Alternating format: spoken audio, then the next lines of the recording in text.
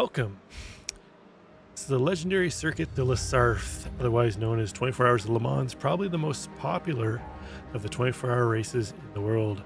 We're at Le Mans, France, to this semi-permanent track, which stretches, I believe Rich did a little research earlier, 13 kilometers, otherwise 8.46 miles, being one of the longest circuits in the world. First race was held here in May 26, 1923, marking the beginning of the most prestigious endurance races in motorsport history. What makes the track unique, you might ask, and why people love it so much? Up to 85% of a lap is spent at full throttle, which pushes cars to their limits. The most infamous Mulsanne Straight once allowed speeds over 400 kilometers an hour or 250 mile an hour before they added in the chicanes for safety. If you're a fan of racing history, you'll probably see it at some point in time here nearby on the track. The Musée de 24 Hours de Le Mans venue showcases the evolution of the iconic event. So buckle up. We've got two races here this evening, 35-minute fixed race coming up, followed by a 40-minute sprint race. And I am Rob Campbell in the booth with me as usual. Richard Swindells. Rich, we were talking off camera that you're not all that familiar with Le Mans. Only raced it maybe once or twice, so you're in for a real treat here learning the track this evening. Well, I've only raced it once or twice, but yeah, it was. I always seem to have difficulties once we get into the more technical sections. Just beyond the start-finish line, the opening of the lap and the finish of the lap. The rest of it, it's just mostly straightaways with a couple of chicanes and a couple of corners. So it's going to be really interesting. It's going to be a big draft fest tonight, I think. Some would say that's your specialty, straights with no corners. Well, I just hopped out of Indy qualifying. I just actually took my race shoes off, Rob. So hopped on the private jet, flew over to Le Mans, and we're ready to call this race.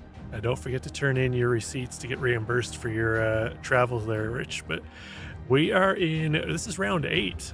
We're nearing the end of the schedule here. Let's take a quick look here at the schedule to see where we've been and where we're heading. We started out at Red Bull Ring, then Watkins Glen, Portimao for Algarve, Mugello, Road America made up round 5. Round 6 took us to the Circuit of Americas, Road Atlanta last week. Round 8 this week at Le Mans. Then we head to Sebring next week. We're going to finish up at Imola. So a couple of great tracks still to come here, Rich. A couple tracks you're probably a little more familiar with. Rob. Yeah. But we got our drivers just starting to put in qualifying times here with it being such a long lap around here at Le Mans. Just sub 4-minute lap times. Let's take a quick look at our championship standings here, Rich, while we've got some time. Would you take us through the GT3 Pro side of things before we head over to the AM side? Yeah, on the pro side, Tyler Graff sitting in first place with a nice commanding lead. He's second place, David Bush III, who is driving the only Lambo in the field thus far this season. In third, we have Jason Park, followed in fourth by hard-charging Brett Thurman. Fifth, we've got Jared Keane, followed in sixth by Felix Feliz, Jay Steffi, Patrick Farrell, and Colin McKenzie, and Seb Gauthier round out the top 10. Yeah, still some tight battles there. It looks like we got 3 drivers tied for 5th, 6th, and 7th. So still a lot of moves to be made in the pro side of things. Oh yeah, it's anybody's game there in the middle of that top 10, Rob. I think it's going to be an interesting finish to this season. And it gets even closer, Rich, at the top of the AM standings here. Waldo Walden now up top. Kevin Bergquist was our leader last week. Waldo took over that position via a strong run at Road Atlanta.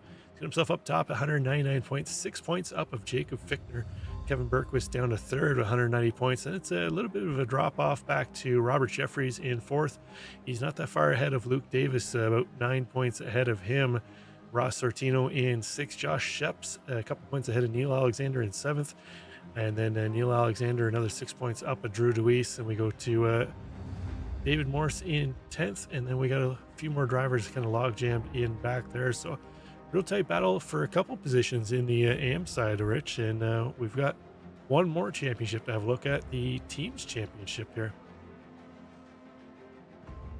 Hey, we got it working this week too, so that's awesome. In the team championship, SRTE Green is holding a slight lead over a Lunatic Racing, just 9 points, not a whole lot separating them with 3 races still to go.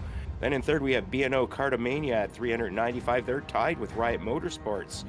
And in fifth, SRTE Black at 385. So Wow, Rob, we've got a great battle on our hands here this season. Yeah, the team championship points are unbelievably close. And a little bit of a spoiler alert: the Open Sprint Series race next is almost just as close to the team championship too, as well. So, really interesting to see how tight it is in the championship standings here. But we'll tuck that away now, and let's head to the track, Rich, and see how our drivers are doing. Pick up our pro leader in the championship. I guess he'd also be the overall leader as well. Tyler Graff currently sitting in third place, a couple tenths back of Jay Steffi, and almost a full second back of Brett Thurman. Let's talk about Brett Thurman here for a second. Strong showing last week at Road Atlanta. The week before, strong showing too as well. Didn't quite end up the way he wanted it, but more or less dominant last week at Road Atlanta, and put on a nice strong performance here so far at Le Mans. Yeah, he's Brett's really turned it on this season, especially in the latter half, and unfortunate result a couple weeks ago. But looking for some strong results tonight out of Brett in practice. I believe he had the overall fastest time, and right now he's almost a full second up on second place. Most of the way through qualifying, with just maybe one more lap to go for each of these drivers.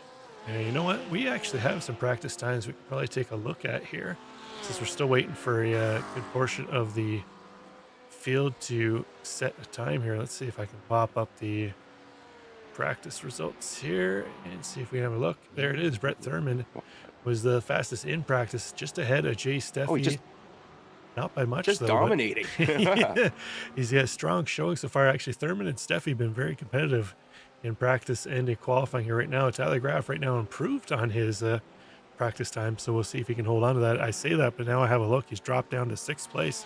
So our championship leader is starting to fall back in the qualifying standings. Still Thurman up top, Steffi ahead of him, Andrew Trickett up into third. So a number of Porsches up front, where I thought they might be a little faltering here this week. I thought this would be a really great track for the McLarens and the Acuras, but I say that Jay Steffi currently in second place in the Acura. But other than him, top six all occupied by Porsches. Patrick Farrell's our first non-Porsche Acura in the top 10. He's currently in seventh place.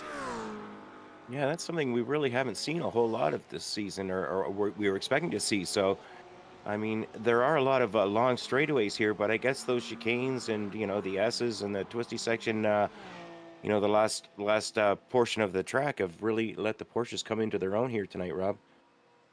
Yeah, I mean, it's interesting to see if maybe the McLarens. I know the Ferraris we've seen in the Open Sprint Series, the second half of the show here, where they've kind of struggled on the high-speed tracks, and it looks like it's showing itself again this week, Rich, in the fixed series, where we don't have any. We just got actually the one Ferrari in the top 15, and the rest of them are all outside of the top 20 right now. So Kevin Berquist, one of our competitors, vying for the championship in the AM side of things, certainly third in AM points right now, mired back in 16th place. It's our fastest Ferrari. Yeah, Kevin is sitting in third place right now, and he's done that really through his consistency. So Kevin's looking to have himself another good result today to keep himself up near the lead in the championship, in the amateur championship. As we watch him go through one of the chicanes here, looks like that's a turn 12 sequence there. That was yeah. Sorry, my mouse got away from me there, but yeah, it was into the second Mulsanne chicane. They call those. So he's heading over there, running into. I guess this would be actually your first real overtaking opportunity. This corner here, I believe that's what they call Mulsanne corner that he's heading into and out of. It's where you're coming down out of the second chicane. You can get a run in through there, heavy braking section. You can potentially make a move into the chicane we just picked up Berquist with before, but you really have to send it in there because you get such a massive run down that straight, the Mulsanne straight, Rich, where all the cars are maybe topping out. They might even, these fixed setups, sometimes on these real long high-speed tracks, this fixed setups kind of top out. And the cars can't actually go any faster, even in the draft. So it'll be interesting to see if any of them top out a little sooner than the others in the draft.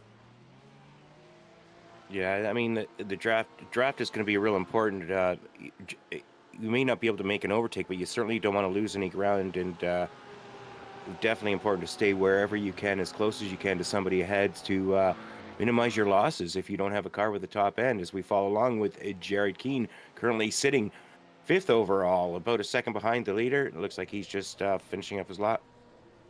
Yeah, it looks like Keane gonna pull the shoe. We pick up Colin McKenzie. Looks like he's pulling the chute too as well, as the clock has ticked over the 15-minute qualifying. So we'll have to see how many of our drivers were able to get across the line just before the clock ticked over to go that extra lap. But as we mentioned, it's a long way around here. So if they manage to get across the line just before the clock ticked over, we could have another 3 to 4 minutes waiting for them as pick up Zach Mosley heading out of the final corner right now. Certainly sitting in 13th place. See if he's able to improve this time by. He does, up into 7th place. So nice final lap for Zach Mosley. Wasn't able to make it last week due to some real life issues, but back this week, strong showing so far in 7th place. Yeah, great job by Zach.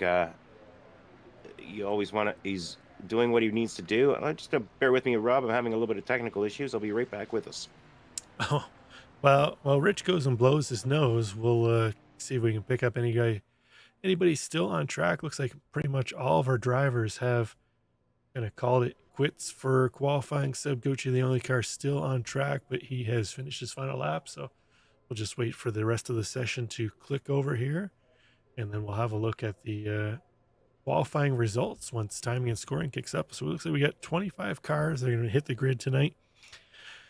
It's a very large track, so there'll definitely be plenty of room for our drivers out there to maneuver around each other and make passes. So we expect to see a whole lot of drafting out there. If you lose the draft of the car ahead of you, it's basically going to spell the end of your race, because you're not going to be able to pick that back up. It's not a track where you're heading into a whole lot of heavy braking sections where you make up the lost time from the draft of the car ahead. So timing scoring should be just finishing up here now as we're hitting the 18-minute Yeah, I mark. think they're going to make us wait another 2 or 3 minutes, Rob, unfortunately, just because of the length of that lap. But oh well, we'll be here. Yeah, with no cars on track, it should just click over and get us going. But I can tell you that Brett Thurman has translated his practice time into quality as well. He's got himself up top, but handily so. He's currently about 8 tenths quicker than Jay Steffi in second place. So it'll be interesting to see once Thurman has a whole line of cars behind him, Rich, how he's able to cope in the draft there and keep them from fighting him off.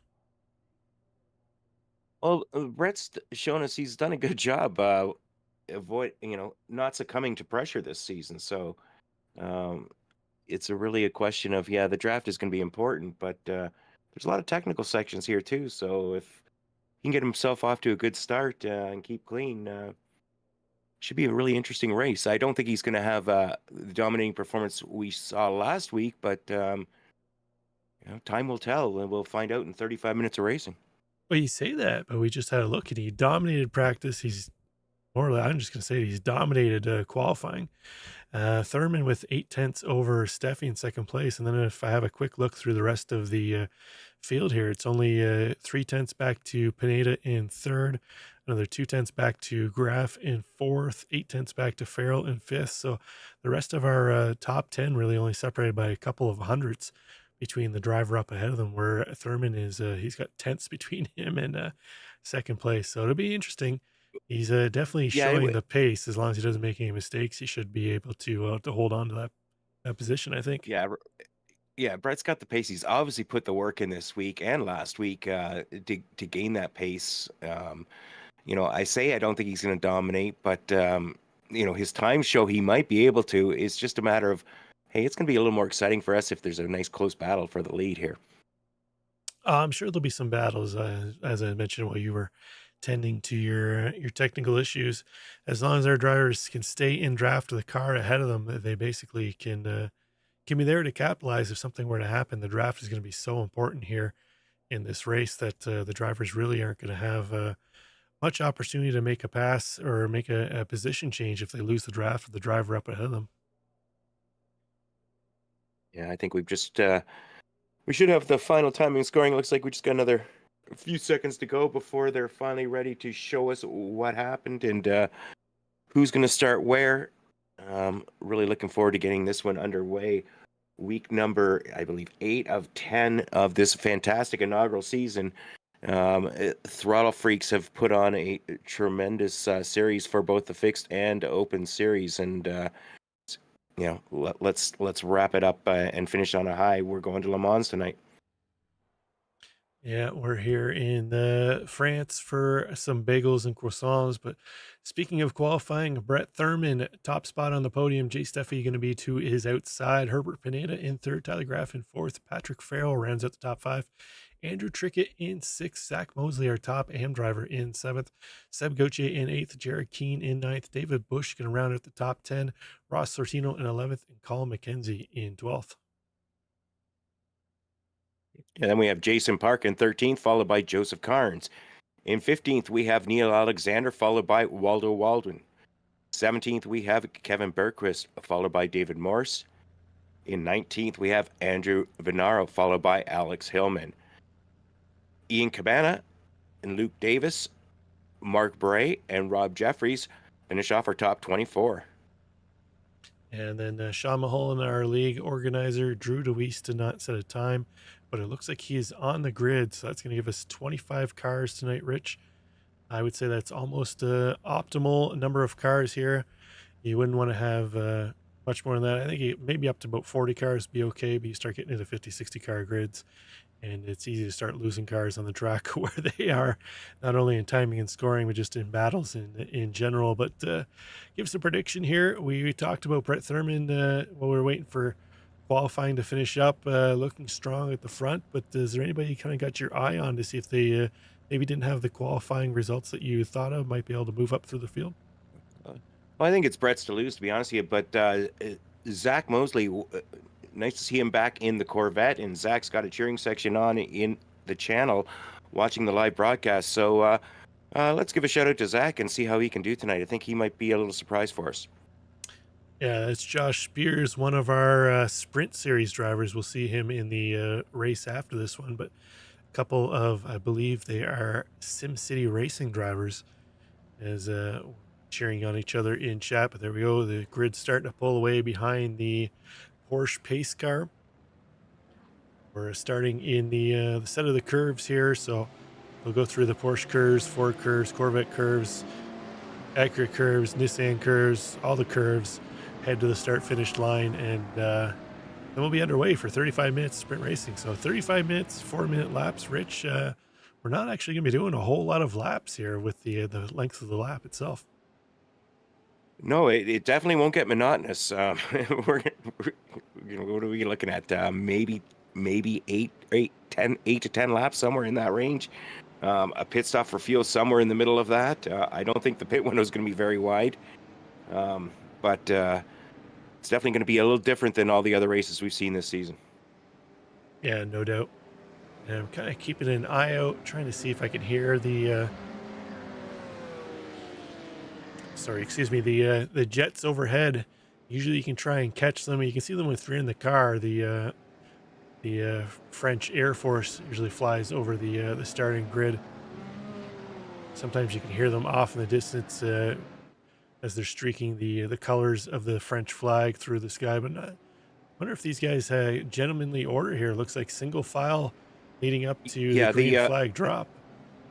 Yeah, the race director indicated that it was mandatory for a single file start. I think they're trying to avoid some calamity, and I think that's a wise decision, Rob.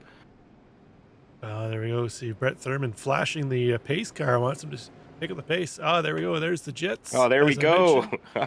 There we go. We are ready to go racing. Let's get fired up here for some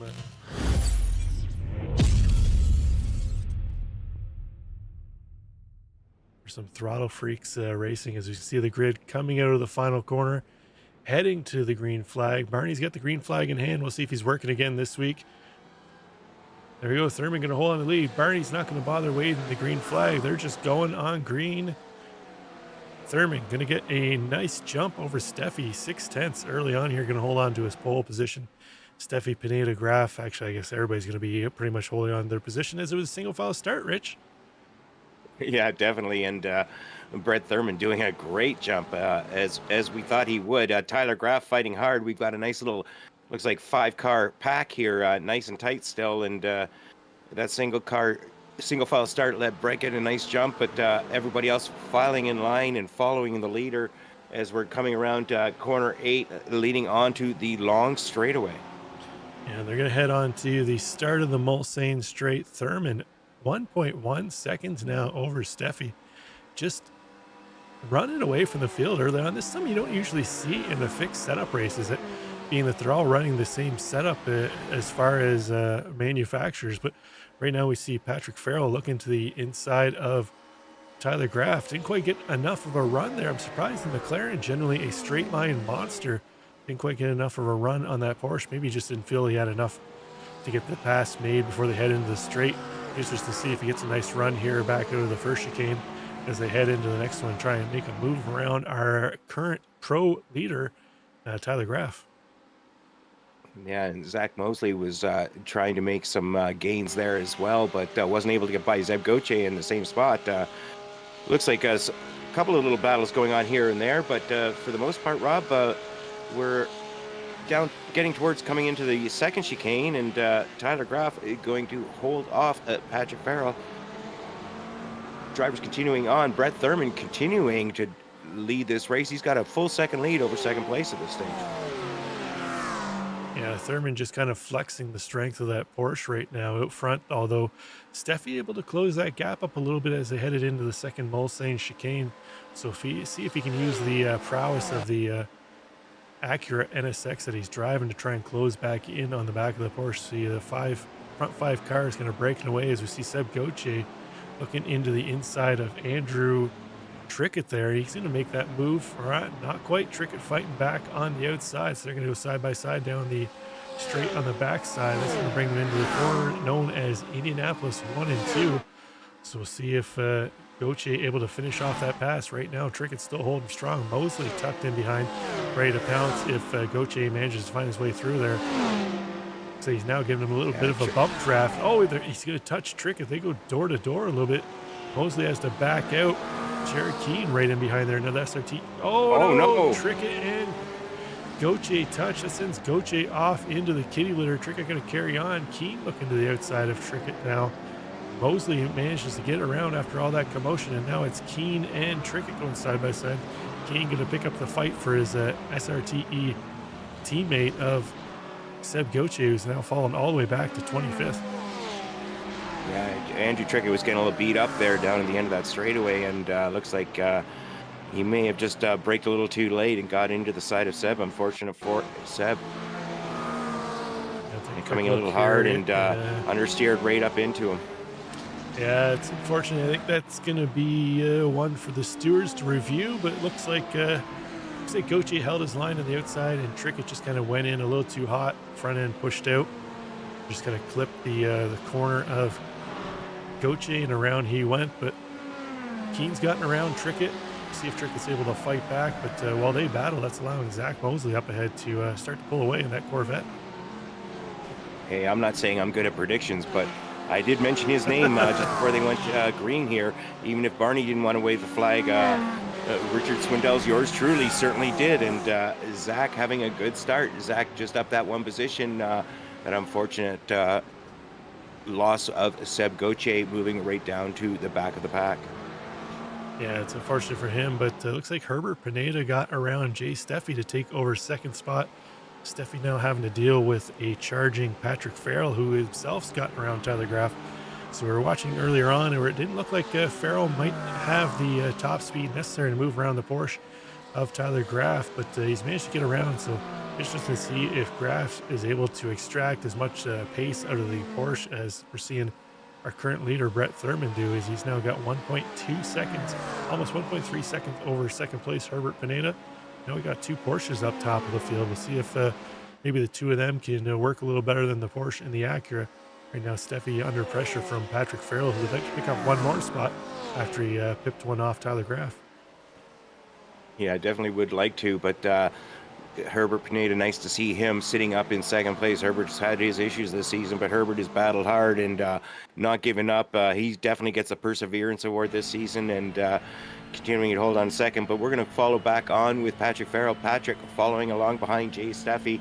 They're coming up about halfway between the first and second chicanes, and Patrick looking to close that gap down, maybe to be able to make some moves. Looks like we've got second, third, and fourth, each about 2/10 behind each other. Yeah, it looks like the McLaren in the fixed setup here series just doesn't quite have the top end power that it has in the available to it in the sprint series, where they kind of just started to choke out at speed. It couldn't pull in the Acura or the Porsche any further. So he's still tucked in draft. These three cars real tight in draft. Now we'll see if they actually work together, Rich, to try and close down Brett Thurman up ahead. That'd probably be the best bet strategy for them here now. As we see, looks like Steffi trying to make a move back on the inside. Pineda get himself back up into second spot. He's going to make that move stick. That's going to move him up into second spot. And now Pineda back to third where he qualified. But as I was saying, they might be better advised here. Oh, we got a massive wreck in the background there. Oh, no. It's like Sortino, All kinds of cars Hillman, off, debris all over the Mosley. feet. So unfortunately, Zach Mosley looks like he was caught up in that, still waiting to get back on track for him. So a start of a good day has gone all sorts of terrible for him now. See if we can find out what happened there in a couple moments. Yeah, let's pick back up. We're going to follow David Bush for a minute while we search for the replay. And look at that gaggle of cars going on behind here. Colin McKenzie following up, and then we've got Neil Alexander, Andrew Trickett in behind him. Going too wide through the corner here. Looks like everybody getting through cleanly, and Neil Alexander battling. Oh, Waldo Walden going off track there, going a little deep, coming back. Ooh, having to make avoiding action was Joseph Carnes, unfortunately, but looks like he got past okay. Yeah, I'm not sure if Walden got a little help there or not, or just went deep into the brake zone. But here's a look here what happened to that wreck we saw earlier. There's Mosley getting back on track, but it looks like actually Zach might have set this whole thing off here. Unfortunately, the good race that he had shaping out. So he's coming in with the Corvette. So he's coming in a little hot. Might just lose the back end there. Sortino tags him. Trickett comes in, tags him, then they all just kind of start getting collected there. So unfortunately, nothing malice in that one. Just the back end of the Corvette didn't want to stay planted for Mosley. Yeah, I shouldn't have picked him because I guess I gave him the kiss of death, but he did a great job of, once the incident happened, avoiding causing any other issues. As we watch, yeah, it looks like Waldo may have gotten a little tap there from, is it Andrew Trickett as well again? I'm not sure. I think that was... a little further back. It was... Yeah, I think that was Trickett that got into the back from here. Let's see if we can pick this up from Trickett. Yeah, that was Andrew Trickett. Gave him a little boost into the brake zone there. So Walden definitely not going to be overly thrilled with that. He's our current AM leader in the AM side of the championship. So definitely not the race he wanted to have here. We'll see how he can recover. But we're already nearing the 9-minute mark in this 35-minute race. Yeah, well, we're following on board Walden sitting in 17th now, but we're going to move a little further up the pack and following along with Neil Alexander, who's having himself a great race. He's up 6 positions thus far. Neil following along behind Colin McKenzie. Colin in the Acura, Neil in the McLaren. Looks like they're fairly evenly matched tonight, and Neil showing some great pace for himself tonight. Yeah, exactly. Nice pace out of that Acura. I think he was one of the benefactors of that wreck that we just had a look at with Zach Mosley. He was able to get through it and pick up a number of spots. But he's got Jason Park now hot on his back bumper. Jason trying to gain some positions up 3 spots from where he qualified. The driver has kind of been up and down the race order here for most of the weeks. Rich showed some pace at certain tracks, and then other tracks kind of struggled. Right now he's kind of middling around the top 10 right now, trying to make a move around the outside of Alexander. We'll see if Alexander kind of bails. Looks like Alexander's just going to give him that spot, tuck in behind, and try and allow Jason Park to pull him up to Colin McKenzie and David Bush III just up ahead. I think that was a good call by Neil. Neil's our top amateur, and Neil's having a great race. No need to battle somebody you don't have the same pace with. Tuck him behind him, see what happens. But we're going back up with David Bush III. David in the lone Lambo. David's got Colin McKenzie behind him, and behind them we've got Jason Park, Neil Alexander. Nice little 4-car field here as we continue on 10.5 minutes into this 35-minute race. Yeah, Somebody's going way off right here, Rob. it looks like David Bush the third. I'm not sure if he's serving a slowdown potentially there, but I didn't really notice him cut the track at all. But definitely looked like he was possibly serving a slowdown to pull that far off and let everybody by. But well done not to serve it on the race line, which unfortunately you see a number of drivers do, whether it's officials or I don't know in what you're league talking play. about, Rob. One guy may or may not be in the booth with me here tonight who's actually got a penalty for that in another league this season. So Richard Swindell is able to speak from a little bit of experience there of how to serve your slowdown. We got a battle here right now. Andrew Trickett leading around this pack of cars that has Sortino, Hillman, Carnes, Walden, and I believe that's Bergquist and Cabana on the tail end of the pack. So a nice little 7-8 car pack here. That's a battle for 12th place. Yeah, I'd expect to continue to see these well, we've seen them all season long, but with these long straightaways, just lets the cars get nice and tight. But as we come up through this nice, tricky technical section after the high-speed sections, Andrew Trickett's got that Porsche just dialed in. It's just a matter of keeping it under control once they get into a little tighter circles with other cars close together. We've still got those three cars battling hard right behind Trickett. We've got Sortino, Hillman, Carnes, Walden. We're going to pick it up. Alex Hillman going up the inside, trying to make some moves. And wow, look at these guys battle.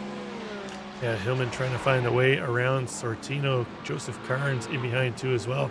Our other Corvette in the field here trying to carry the flag for the Corvette cars now after Zach Mosley unfortunately lost the back end of his car.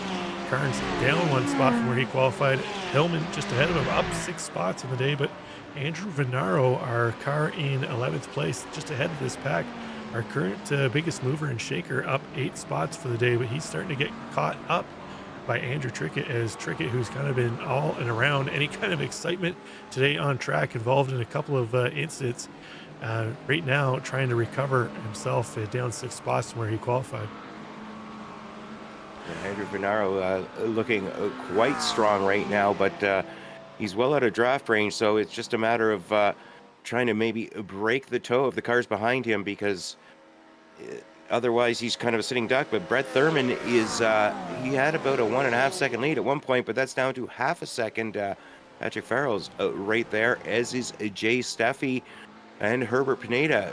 Nice close battling going on with all the top 5, it looks like, at this stage, Rob. Yeah, they've started to reel back in Thurman. I mentioned it earlier. I think if they stayed nose to tail and worked as a pack, they could kind of NASCAR draft style pull him back in, and that looks like that's exactly what they've done. But Patrick Farrell got himself up into second place now. So strong showing for him right now in that McLaren, as he's firmly caught up to the back of Thurman now. So we'll see if he's able to actually put a whole lot of pressure on Thurman, or if he might just actually go into fuel save mode here. I don't know if he can really save enough fuel here, Rich, to make it worthwhile. It is going to be a long pit stop where they have to carry enough fuel to get around this 4-minute lap at Le Mans. So be interested to see what kind of pit times we see, as we should start to see some of our drivers coming in very shortly, as we're starting to near the halfway mark with 4-minute laps now. Another 4-minute lap will put them at 18-minute mark, and that'd be smack dab at the middle of the race. Yeah, and Patrick Farrell has got our fastest lap of the day thus far. He's more than half a second ahead on pace over Brett Thurman, but I'm assuming that was with a little bit of draft help. But Brett hasn't had the draft of anybody all race long. He's led this from the time Barney didn't drop the green flag all the way up till now. But Patrick Farrell looking to make a move. Patrick Farrell going left, trying to go around the outside of Brett Thurman as we come into the tough right-hander. Brett Thurman holding on strong, not allowing Patrick to get by.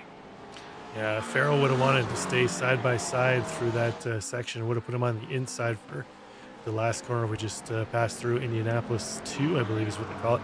And would have gave him the opportune position to take that spot away from Thurman. But Thurman fights back strong on the outside, able to hold on to the lead. And Farrell going to have to try and tuck in to make another move again. The next section coming up, the curves. The Dunlop curve, Porsche curve, and I believe Ford curve, Corvette curve, whatever they call them, all the curves. Yep. Is really going to play. We got Porsche curves, it's Ford chicane, the Dunlop chicane. We got a whole bunch of stuff going on. Rob. It's really going to play well to the Porsche strengths versus the McLaren. The McLaren fast in straight line, but it's not the most nimble in a corner where we can see Thurman really starting to open that gap back up over the McLaren of Farrell and behind. Yeah, Brett's definitely got the handling aspects of that car down pat. Patrick dropping back a little bit now at this stage, but still keeping within range. And it looks like we've got our first early pit going on. It looks like Brett Thurman has jumped into the pit. Herbert Grenada, Tyler Graff, and Jared Keane all jumping into the pits.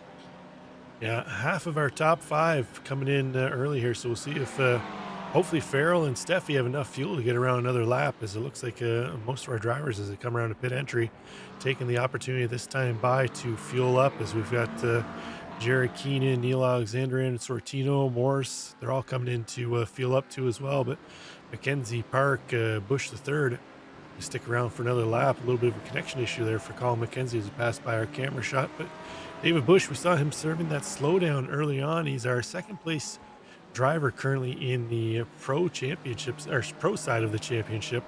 And he would definitely like to make up a few more positions if he could here potentially.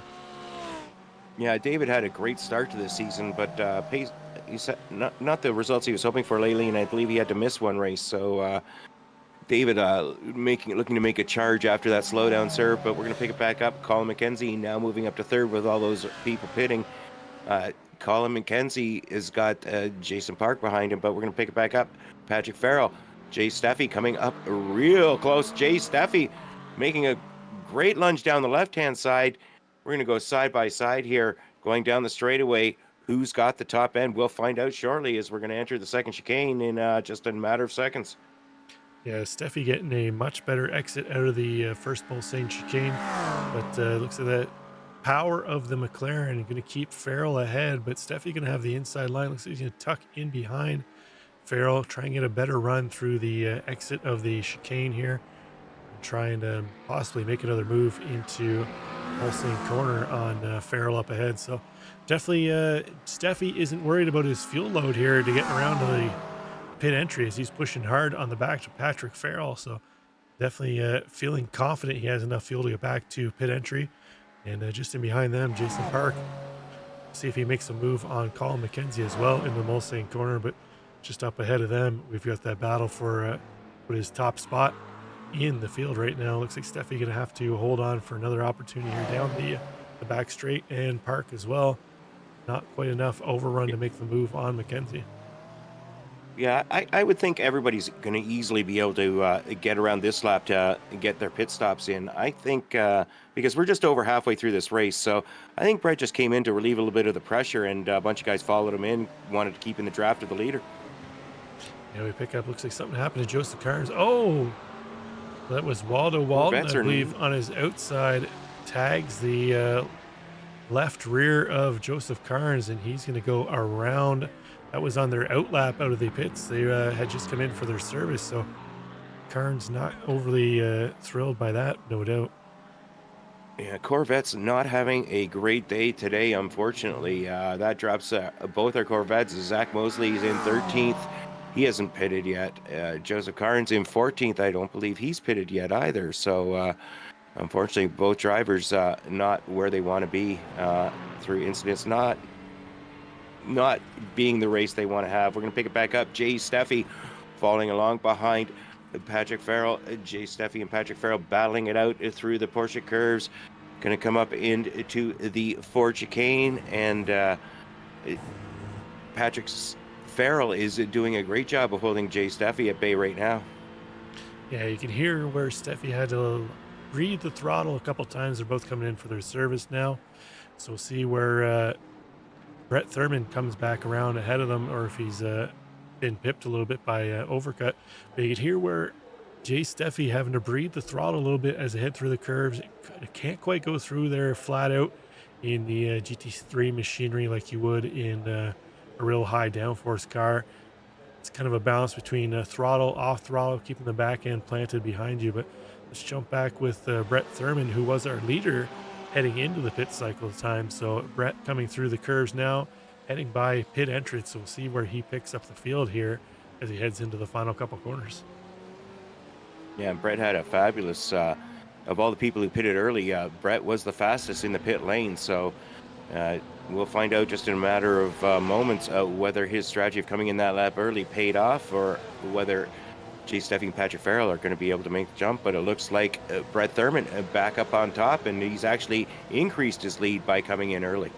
And it looks like Steffi was able to get ahead of Farrell through pit strategy. So that's going to put Steffi back up into second place. You see Herbert Pineda, Tyler Graff right back into this battle too as well for second place. But as you mentioned, Brett Yeah. Thurman, massive gap up ahead now, 4.6 seconds over second place. That's going to get that pack out of his draft, and Brett can just kind of focus on looking out the windshield now and not worrying about much about what's going on behind him. Yeah, and I mean, he made tremendous gains there, just tremendous. I mean, he was one of the quicker ones in the stall, but nothing outrageous. So I believe he should have enough field to make it to the end. We're going to pick it back up. We've got Alex Hillman following along behind Waldo Walden. The two Porsches battling nice and close. They're trying to make gains and try and capitalize and move up and catch up to Ian Cabana. Waldo Walden holding off Alex Hillman at the present. Yeah, Walden, another driver who's been on the receiving end of a little bit of contact and on the giving end of a little bit of contact, and similar to Andrew Trickett, a couple of our Porsche drivers not having a race to really write home about from their trip to France here. But we see Hillman getting tight up on the back bumper of Walden. He's gonna take the opportunity to bump draft him, I guess, instead of trying to make the move around. They got Ian Cabana up ahead. They're pulling in quickly. Cabana in that Ferrari, where we mentioned off the top, the Ferraris generally haven't been all that strong on the real high-speed tracks this season. So not surprising to see Cabana getting reeled in by a couple Porsches. Yeah, not surprising at all. But wow, I was a little surprised at Hillman doing a little bit of bump drafting. But you know, that's one way to catch up to the guys ahead. If you're not looking for one position, you're looking for multiple positions. No sense trying to make that move now. Work together, and that's what he did. But we're back on board. Jay Steffi, second place. Patrick Farrell all over the back of him. But right behind them, we have Herbert Pineda and Tyler Graff. Tyler Graff making himself known. He's sitting there in fifth. We've got nice close battle here, second to fifth, with Brett Thurman 4.5 seconds ahead of all of them. Yeah, there goes our leader, Brett Thurman, heading into Indianapolis. Give you an idea of how far ahead he is there. There goes our four-pack of cars trying to chase him down. Second place to fifth place cars. They're not quite close enough to bump draft here, but if they could all kind of link up NASCAR style, Rich, that could really allow them to cut through the air a whole lot quicker and possibly reel back in Thurman. But Thurman loving what he's seeing. The more they are behind him, the better it is for him. He's definitely got this one firmly in hand right now. He has to keep all four tires on the black stuff and off the green stuff, and he should be a happy camper by the time this race is over and done with. Yeah, that Porsche does do much better on the tarmac than it does on the grass. So we'll pick it back up. We've got Jay Steffi, Patrick Farrell. Looks like right now nobody's making some moves. I'm wondering if they're working together, trying to close that gap. The gap was over 4.5 seconds. Now it's down to about 4.2, 4.3 seconds. So making a little bit of gains, but they're going to have to keep working together if they want to close that up, because Brett Thurman has a tremendous gap at this stage. Jay Steffi continuing to lead. Patrick Farrell, Herbert Pineda, and Tyler Graff as we come in through the Porsche curves and the Ford chicane. Yeah, I'm just having a look at the top speed so far on this lap. Brett Thurman all alone with no draft, 180 mile an hour.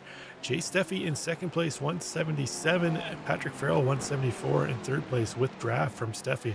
So if they continue that, they're not going to make up any time. Brett Thurman all alone able to extract the top speed out of that Porsche up ahead. We see Farrell getting a little squirrely out of that final chicane. That's going to drop him back into the clutches of Herbert Pineda.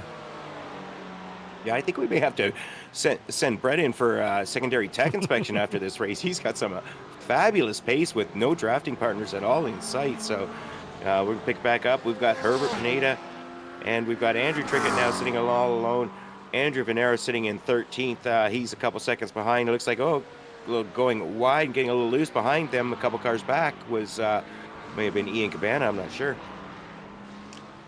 Yeah, we got kind of drivers kind of struggling as we're getting on in the race here. 10 minutes to go, Rich.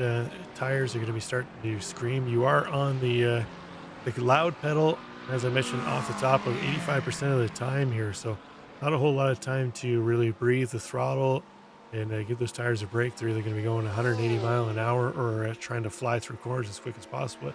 Tyler Graff starting to try and make a move here on Herbert Pineda. That's going to cost them a bit of time to Farrell and Steffi up ahead. If they can't get this sorted out quickly, they might potentially lose the draft of that Acura McLaren up ahead. But looks like Pineda going to hold on to that spot for now. Let's see if Graff tucks back in behind or if he kind of loads up to make another move into the second chicane. Yeah, I was a little worried there. They were looking like they're going in side by side, but cooler heads prevailed. Tyler Graff tucked behind Herbert Pineda. But like you said, they got to work a little bit together. Otherwise, they're going to lose that draft train that Jay Steffi and Patrick Farrell got going on, who are trying to close Brett Thurman down. But Brett Thurman has opened that gap back up to 4.5 seconds. Brett Thurman doing a fabulous job at this stage and looking quite dominant so far tonight. Yeah, these 4 cars battling in behind Thurman's exactly what he needs. And again, although it looks like Farrell kind of content right now in behind Steffi, trying to work together to close down Brett Thurman up ahead, but they're starting to run out of time here to really close that gap. Thurman being strong up front. He's got the fastest lap last time by 3:57.95, but that was Thurman's. He was one of our early pitters, so he was already out. So we'll have to see if Steffi and Farrell can be competitive in that time as they cross the line this time by, as they finish up their first full lap after being out for their pit cycle. But it's like Farrell now pumping on the back of Steffi, getting a little boost, trying to make the move around now, take that position away. So I think it's come to the point where Farrell has acknowledged that they might not be able to catch up to Brett Thurman up ahead. It's time to try and make up as many positions as he can and take second place away from Steffi. Yeah, at this stage there, you're down to just a couple laps left, and Tyler Graff sticking a nose out, but wisely tucks back in. Didn't have, oh no, it looked like we had a little spinner there, and that was Jay Steffi going off track. Yeah, moments ago, Steffi's strong showing so far. He's going to lose the back end of the Acura here, heading out of Indianapolis. It's unfortunate for him. Fortunately, he only had a couple cars behind him, able to get back on track, but definitely not the way he wanted to go. But it looks like the same thing as you mentioned. Like what happened to Zach Mosley a little bit earlier, unfortunately for him, but sure, what that's going to certainly ease up Berquist here earlier. He's lost the back end of his car, but he's going to head into that corner. I'm not sure. We'll have to see if we can see what happened to Kevin Berquist earlier on, but yeah, definitely the back end of that car not all that happy. And then Sortino as well. So he's trying to make a move on, I believe that's Neil Alexander. There goes side by side. Oh, they're going to touch. Sortino heads off, rubs the curb, and he's going to back that Ferrari into the tire barrier too as well. That's a mess, Rob. Yeah, let's see if maybe we can get a little higher camera angle to there to see if they touched or if it was just a little bit of a loss of grip there on Sortino's end of that Ferrari. Let's take another look at that one here. You know, he's had some ups and downs. Let's see what we can see going on. We've got Sortino coming around the outside, coming up the inside, and oh, they touched. Yeah, they definitely touched. Good close, hard racing that it didn't end up so good, unfortunately. We're going to pick it back up. We've got Tyler Graff on the back of Herbert Pineda. They are trying to charge hard, but they're battling really for the third and final podium spot because Brett Thurman and Patrick Farrell have first and second well in hand at this stage with just over 5 minutes, probably at this stage another lap and a half to go. Not a whole lot left going on this race with these 4-minute laps. Tyler Graff tucking it up behind Herbert Pineda as they exit the corner here. Yeah, they should have this lap plus one more because they should be able to get across the line before the clock ticks over. So getting down to the nitty gritty here, being able to move up positions, but Graff holding tight on the back of Pineda. See Steffi just in the background, and then you can see Jason Park, Jared Keane, Colin McKenzie not too far back, but see something happened to Luke Davis moments ago. Another one of these Ferraris. It hasn't been a day of record here for the Ferraris. They've really been struggling, but Davis heading into the final chicane. Oh, just a little too much curb. The Ferrari didn't like that and just going to toss the back end around on him. So not the day Luke Davis definitely wanted to have. But let's take a look at that chase back being led by Jason Park. He's got Jared Keane, Colin McKenzie closing in on his back bumper here now. So this is our secondary battle on the track that's the most close. Pineda and Graf still tight up ahead, but look like they're still kind of trying to work together, try and chase down Patrick Farrell, although he's opened up 3.5 seconds over them. Yeah, Jason Park doing a great job. Going a little wide, but keep managing to keep it on track. But that allows was that Jared Keane to close out, if I've got these drivers correct here. Oh, sorry, Colin McKenzie to close right back up. Colin McKenzie now going too wide. Looks like he's got that inside line and battling back hard. Jason Park, man, look at these guys go side by side down into the. Oh my goodness, Rob, this is nice tight racing, and we're going 3 cars in a space that only 2 will fit. Colin McKenzie having to back out. Yeah, it's Indianapolis 1 and 2 that we saw them rushing into. We've seen a number of cars with ever so slight bumps through that section that have been sent off track. So very wise by those 3 drivers to kind of take a little more of a tame entry into that section, not really try and push it 2 by 2. So we've seen that what has happened in that case earlier on in the race. But Park going to keep leading them around. That's the battle for 6th spot, currently held down by Park. Keane in 7th, McKenzie in 8th, and then David Bush the 3rd a little farther back. He kind of fell off this pack once he served that slowdown, been unable to muster any more pace out of that Lambo to close back up again. But Herbert Pineda up ahead, still got Tyler Graf in tow, but Graf falling a couple tenths back. He was pushing right on the back of Pineda's bumper a little earlier on, but Pineda opened that gap up a little bit. The draft's going to allow Graf to close that back in, but this should be the final lap here that they're getting the flag for. So we'll quickly go to the flag stand here. See, Bernie's got the white flag Bernie's in hand, but he's not waving it. He's showing us the white, but he's not waving it. That dirty, rotten flagman he is. But it's like McKenzie going wide, or no, Park going wide out of the final corner there. That's going to give McKenzie that spot. Keane gets around too as well. That's going to move Jason Park down to 8th position. Yeah, you can use all the track, but you use a little bit too much, and unfortunately you're going to give up position as Jason Park did. Jared Keane holding off Colin McKenzie, Jason Park, David Bush III, and then in 10th place, I'd like to talk about him a little bit, Rob, Neil Alexander. Ooh, that's what happened there. Neil Alexander, our top amateur, and you and I have raced Neil for a bunch of years.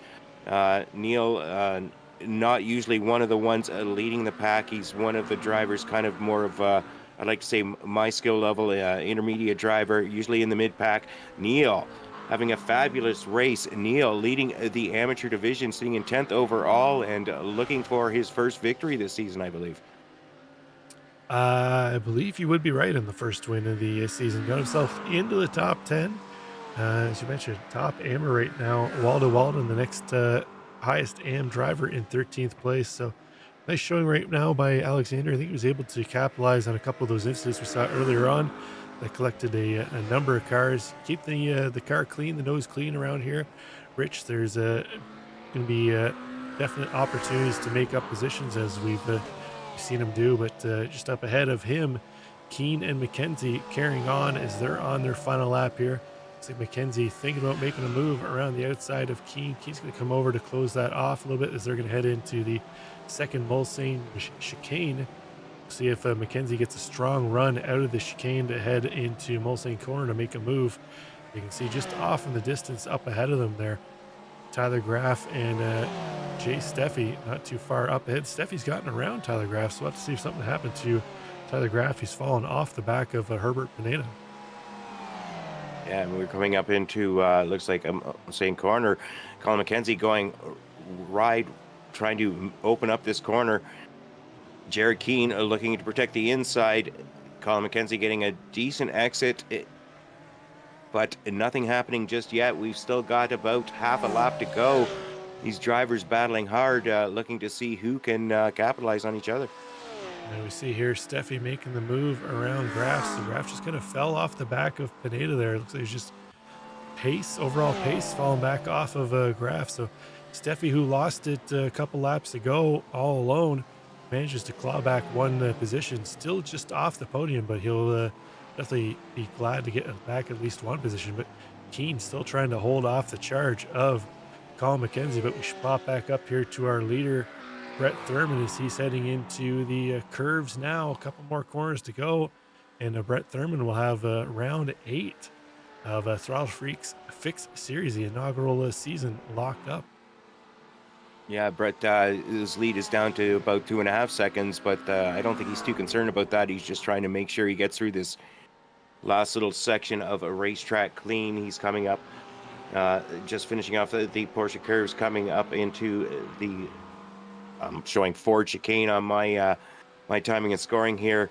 Brett Thurman having a dominating run, leading from the time Barney did not drop the green flag all the way through where he didn't drop the white flag. Brett Thurman looking to take victory here at Le Mans. Brett Thurman coming around the final corner. Brett Thurman celebrating with the victory. Well done by Thurman, taking it pole to pole. Go back to this battle for 6th place. They're heading into the final corner. Keane holding on to 6th place, trying to get a run out of the final corner. McKenzie looks and says, "Oh, is McKenzie running out of fuel again?"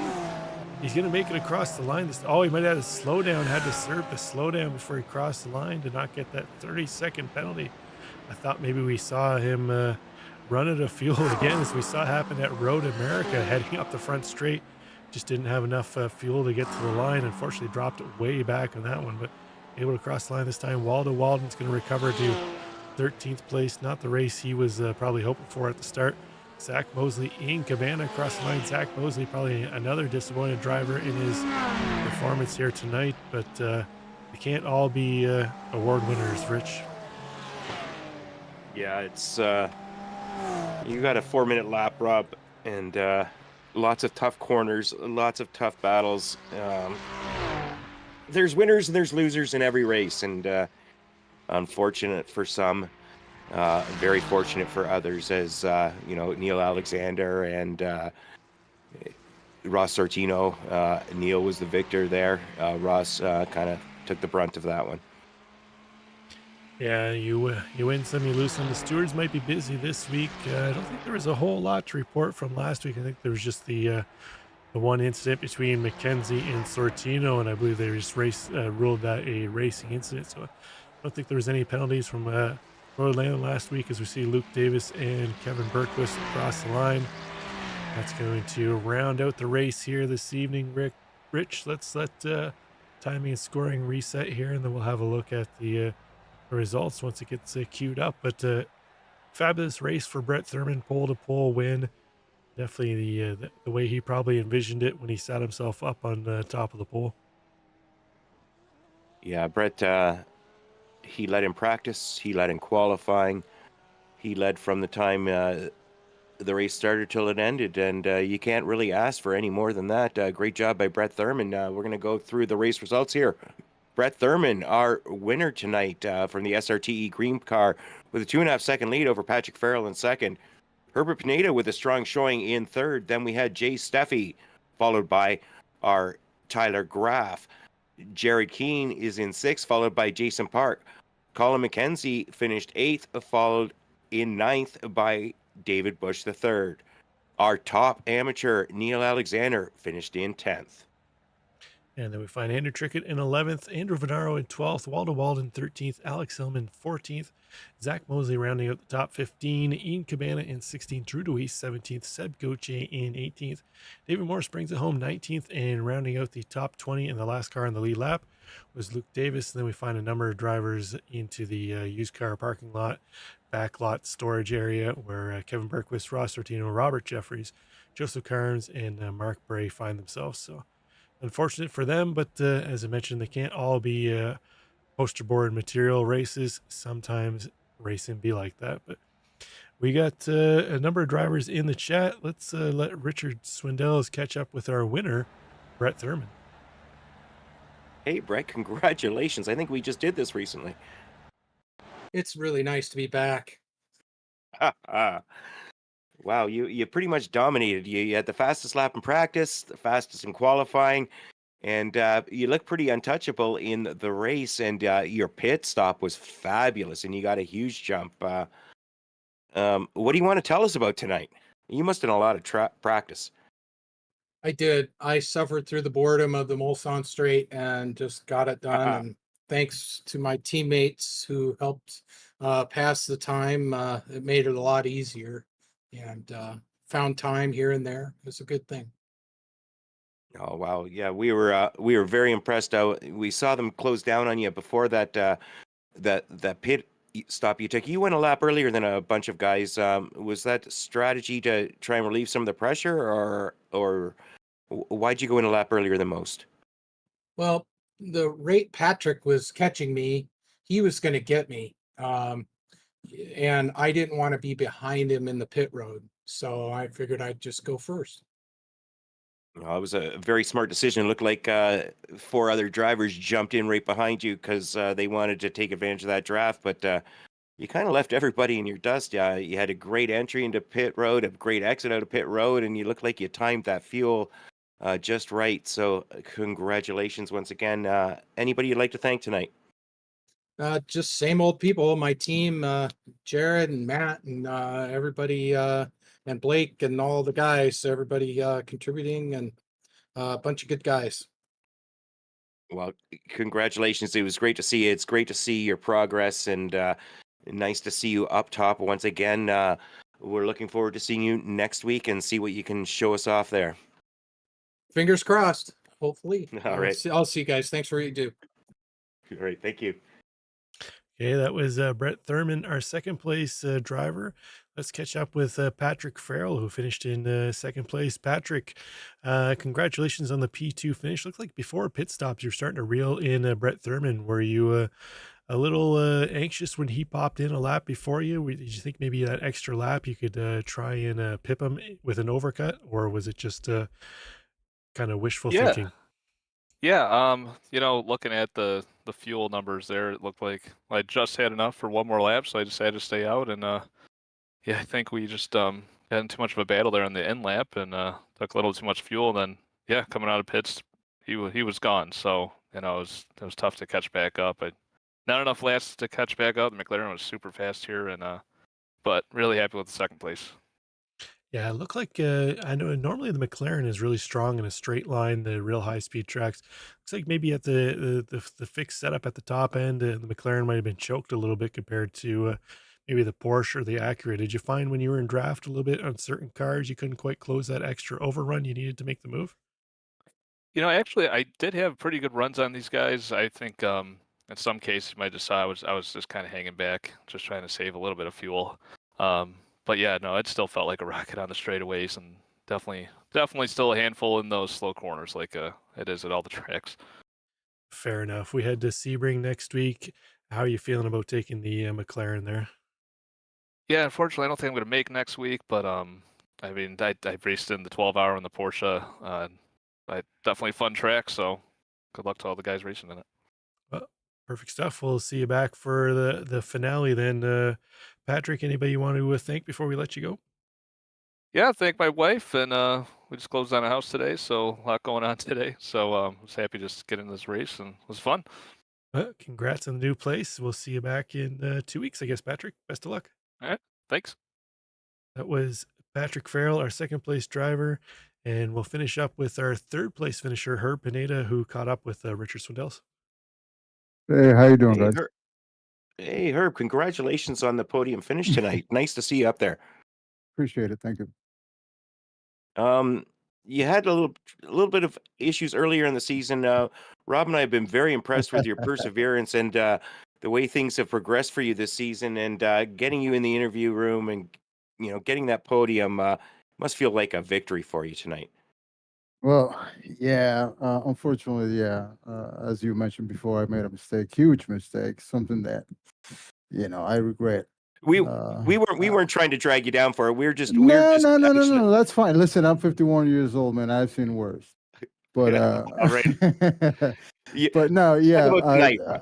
I stuck with it. Well, tonight was a fun race. I hope Graf is not too mad at me that I raced him a little bit too hard in the last few laps. But yeah, it was definitely fun. I think having a podium with these fast guys, they're extremely fast, and having a podium is basically a reward of, me sticking with the season, just keeping my head down and trying to do the best I can. At the end of the day, this is all for fun and games, right? But it's also fun when it's very competitive. So I definitely appreciate that. Well, as a guy in his 50s, I appreciate seeing us elder statesmen up on the podium. So, congratulations once again. We're looking forward to seeing you at Sebring next week. And anybody you'd like to thank tonight? Most definitely. First and foremost, obviously my wife. I couldn't do this without her support and putting up with my hobby. But most definitely, also Patrick Farrell. He's a teammate of mine in another team. So yeah. And thanks, guys, for putting this together, and thanks for Throttle Freaks for putting this together as well. Oh, awesome. Well, congratulations once again, Herb. We look forward to seeing you next week, and we hope for continued success for you. I appreciate it, guys. Have a great night. You too. Okay, that was third place driver Herbert Pineda. That's going to wrap it up for the what are we in the fixed series here, Rich? And we're going to take a quick break, and we'll be back with the sprint open setup series in a matter of moments. Stick around.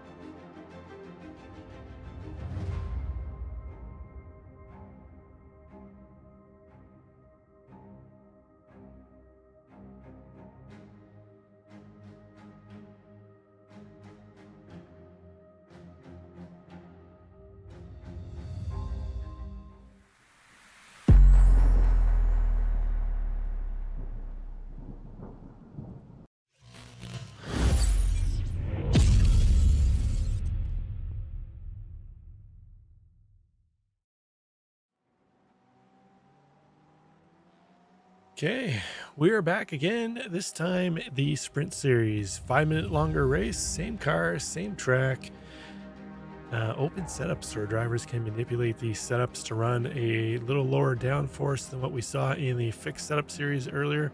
So that's going to reflect some of the lap times we're seeing out here in qualifying. Again, I am still Rob Campbell, and still in the booth with me is Richard Swindells. Rich, what are you expecting here tonight in the open setup series? It looks like it's going to be a battle between three manufacturers, because we only have Porsches, Acuras, and McLarens in this one.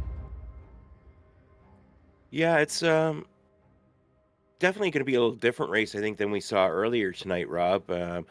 Right now, it looks like Kevin Simpson's setting the pace, but David Mendonça is right up there with him. Nice to see him back on top. But Nanny Tavares, who made that move a couple weeks ago from the Ferrari over to the Acura, along with his teammate Fernando Haques, he's not too far behind. It looks like, really our top 7 drivers are all relatively close. I say that, but it's going to be really interesting to see what happens tonight. A lot of drafting, different car manufacturers, really Acura, Porsche, McLaren.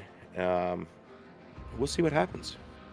Yeah, we're on board here with Luis Grullon, the last driver on the track for qualifying. Currently are also our highest placed McLaren driver, sitting in 5th right now.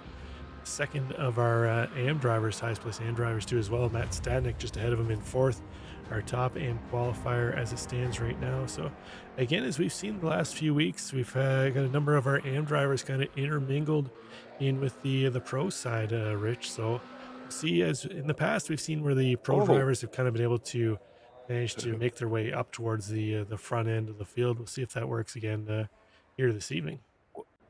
Yeah, what a great job, Luis Grullon, on that last driver on the track, picking up 3rd. But Kevin Simpson will be leading us off from pole. Kevin is having a fabulous last few weeks. David Mendonça up to 2nd. Luis Grullon, the top amateur, with that final lap, putting himself firmly in 3rd, followed in 4th by Nanny Tavares. In 5th, we have Matt Stadnik, followed in 6th by Jim Feliz. Then we have Corey Sircone, followed by Fernando Haques. 9th, we've got Oliver Rodriguez, followed in 10th by Josh Spears. And then we see Artie Mercedes in 11th, Devin Brock in 12th, Ivan Bassano in 13th, Douglas Corey in 14th, Adam Ostrich, Blake Z, Fernando Torres getting around at the field. They didn't bother to set qualifying times. They're just going to opt to start from the back of the grid of this one. But we do have some championship battles going on in this one too as well. Rich, why don't you take us through the pro side of things to start? Yeah, on the pro side of things, Kevin Simpson with some strong results lately. He has moved himself up into 1st place, but it's a close battle with Fernando Haques. Fernando taking a little bit of a points penalty, moving to Acura, but he's firmly in 2nd. In 3rd, we have Jim Feliz, followed in 4th by Emmett Lindquist. David Mendonça very close behind in 5th. Yeah, and then we'll take a quick look at the AM side of things, where it's not quite as close at the top. Matt Stadnik really running away with this one the last couple of weeks. 271 points. That puts him almost 40 points ahead of Corey Sircone in 2nd place, his teammate Corey Sircone on sister teams.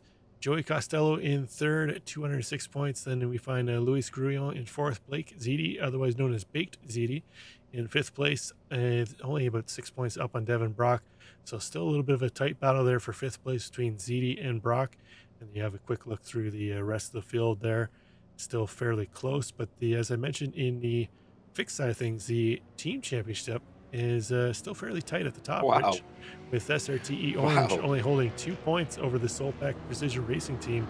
And then CRT Chabao actually not that far behind. If you factor in the lost points between Haques and Tavares for switching from the Ferraris, that's about 40 points there in total. They'd be right in that battle too as well.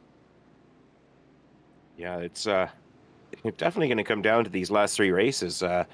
These drivers are really weaving. They're going to take full advantage, I think, of, as we saw in the earlier race, the race director has mandated that they go single file for the start here as opposed to their normal double. looking to get a clean Boo. start. Boo. No. Well, hey, they don't want any big incidents going into turn one before the race really gets going on this long track. And yeah, it's going to make for a little less content for us, but a little better racing, I think, overall for the drivers. I'm here for the content, Rich, but let's take a quick look at our conditions out there. 21-degree air temp, so it's a cool, looks like cool summer evening, and 23-degree temps on the track, so built for a perfect race night here in France. So as our drivers head around towards the final end, you can see the Air Force coming there again. They're going to greet us again this race as well, drop us a little bit of colors in the sky. Looks like Barney, well, I have to see if Barney's opting to work again this time or not, but the Air Force goes by. Looks like no colors this time. They're just giving us black smoke. The Pope, they're announcing that there's a new Oh, Pope. there we go. The pilots are working overtime, and Barney's sitting there on strike. I just don't get it. Barney, I think it might be time for Barney to get fired and maybe get Fred up there instead of Barney Rubble. I don't know. It looks like I didn't know the Vatican had its own Air Force, but they showed up here in the south of France. But we're under green. Kevin Simpson going to lead them around as they go single file across the line. He'll have teammate David Mendonça in behind. Looks like Mendonça back to his white and gold off-color team colors. He ran the gold-colored precision colors last week. The race didn't go so well for him, so he's went back to the paint scheme that's done him so well to start the season. We'll see if it translates to a nice showing here this evening. But nose to tail here, still trying to pull away. Looks like the top two cars starting to break away from third place Louis Grouillon, as you mentioned, really put in a flyer of a last lap and should get himself up a number of spots into podium position to start this one. Yeah, great qualifying effort from Louis Grouillon, but he's got his teammate Nani Tavares following in nice and close. Looks like these drivers, nobody's broken away from the pack. Kevin Simpson has David Mendonça real close behind. A little different race than we saw earlier tonight, Rob.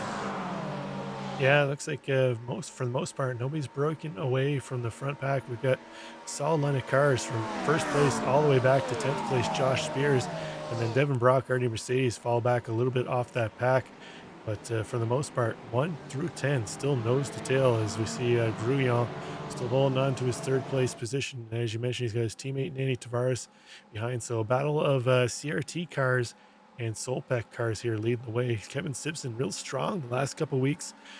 Towards the end of the season, really come on from about the midway point once we hit the race just before Coda. And then he, like I said, he called it, said he was going to do well in Coda, put in qualifying spot at the top and won it pole to pole. He's going to look to try and replicate the same thing here tonight, but he's got his teammate David Mendonça hot on his tail so far. Yeah, a nice, good battle between teammates up front. Meanwhile, looks like everybody's gone through relatively cleanly. Douglas Curry had a little off track, lost a couple of positions, but otherwise, Fernando Jaquez has lost a couple of positions, but otherwise, everybody's kind of remaining where they started. And looks like Kevin Simpson and David Mendonça are just working together, trying to try and gap a little bit on Louis Grouillon, but Louis Grouillon closing in real tight, going into that nice sharp right-hand corner at the end of Mozana Corner. Yeah, we see a little bit of a connection issue there for Oliver Rodriguez Santos. Kind of blinking out here and there. So hopefully that gets cleared up for him. Oh, somebody just went. I have Corey Sircone just, I'm not sure what happened there. He just tagged the wall, flew and hit the other wall. Speaking of connection issues for him, I'm actually showing him right out of the session now. So I'm not sure what happened to Sircone. We'll see if we can pick up a replay there to see we can find out exactly what happened to him. Yeah, I'm not sure what happened. Looks like we may have lost him, may have had some technical issues, but we're going to pick it back up. We've got Kevin Simpson, followed by David Mendonça, Louis Grouillon, Nani Tavares, Matt Stanek, and Jim Felice. All our top six running in the order they started in, as we're about, 80% through this lap. Yeah, let's see if we see here. Looks like Rodriguez was the first one by. Oh, it looks like maybe just a connection issue. He just went straight into the wall, blinked out a couple times. So I'm not sure if that was a hardware issue or just internet issue there for Sircone, but that was a massive hit. I've never seen anything like that, Rich. No, me neither. And timing and scoring is not liking it either. But we're coming up to the conclusion of the first lap. Kevin Simpson continuing to hold off teammate Dave Mendonça, but Luis Grion and Nani Tavares, the teammates following behind in third and fourth. Matt Stadnik picking up the spot in fifth. Yeah, Stadnik, our current AM championship leader, got himself firmly supplanted in the top 5 right now, holding down 5th place. That would give him some nice points haul on his championship chase. His teammate, well, sister team, Corey Sircone, who was 2nd place in the AM championship, as we just detailed his possible internet or hardware issues. Corey falling all the way down to 16th place, not even on track right now, so definitely going to hurt his championship aspirations. Yeah, that's rather unfortunate, but we've got teammates in 1 and 2, we've got teammates in 3 and 4, and we've got teammates in 5 and 6, so it's a battle of the teams. Let's see which team can prevail, and if anybody else can get up into that mix at this stage, Rob. Yeah, no doubt. Spot back here, we got a battle brewing between Devin Brock and Adam Ostrich. Blake Ziti just in behind too as well. I believe all 3 of these drivers, I think, did not qualify. They started at the back, so Ostrich looking to the inside of Devin Brock as they head down the straight into the Mulsanne curve. Not sure if Ostrich is going to have enough to make the run on the inside. He will have the inside curve hitting the first chicane. Brock can have to be deep into the brakes to hold him off. He will have the inside line. Looks like that Acura going to get a little better exit out of the corner. They rubbed a little bit. That drops Ostrich now back behind Ziti. Ziti didn't need to be asked twice to take that position away, as he's now trying to go defensive to hold off Ostrich, but also on the offensive as well, trying to move around Devin Brock. We'll see if Ziti gets enough of a run to move into the first Mulsanne chicane here. Yeah, Ziti taking advantage of it always happens. If you're trying to overtake somebody and there's somebody close by, a little bit of touching almost looks like behind, but looks like Blake Ziti gets that job done. And Blake Ziti is now moved up 5 positions up to 11th place. Blake Ziti having a strong start to this race. Yeah, maybe starting from the back and not qualifying was the play right now for Ziti, but as you mentioned, got himself up 5 spots, so definitely what he was hoping for by starting at the back. Couldn't really have written it up any better than that. But check back in, our leaders Simpson and Mendonça open up a bit of a gap over Gruillon in 2nd place. That gap now almost 1 second between them and Gruillon. They've almost got him and Tavares out of draft, so and they're definitely going to be watching the relatives, see if they can open up another half second or so, which would firmly get that McLaren of Gruillon out of draft and potentially allow them to run away for this one. They've all 4 of them starting to pull away from Matt Stanek and Jim Feliz in 5th and 6th place. Yeah, Kevin Simpson and Dave Mendonça doing a great job working together as teammates, trying to advance that 2-car drain and opening up a little bit of that gap between Luis Grion and Nani Tavares. Grion and Tavares really need to get a little bit closer together if they want to make up some time. Yeah, let's take a look here. What happened to Douglas Corey moments ago? I'm flagging him, showing crash. Looks like he's just going to pull off and call it a day. So I'm not sure if he had real life commitments or issues, or possibly another hardware issue there too as well. But he is now out of this one. So we've lost 3 drivers already out of this race. Corey Sircone, Douglas Curry, and Fernando Torres all out of this one early on.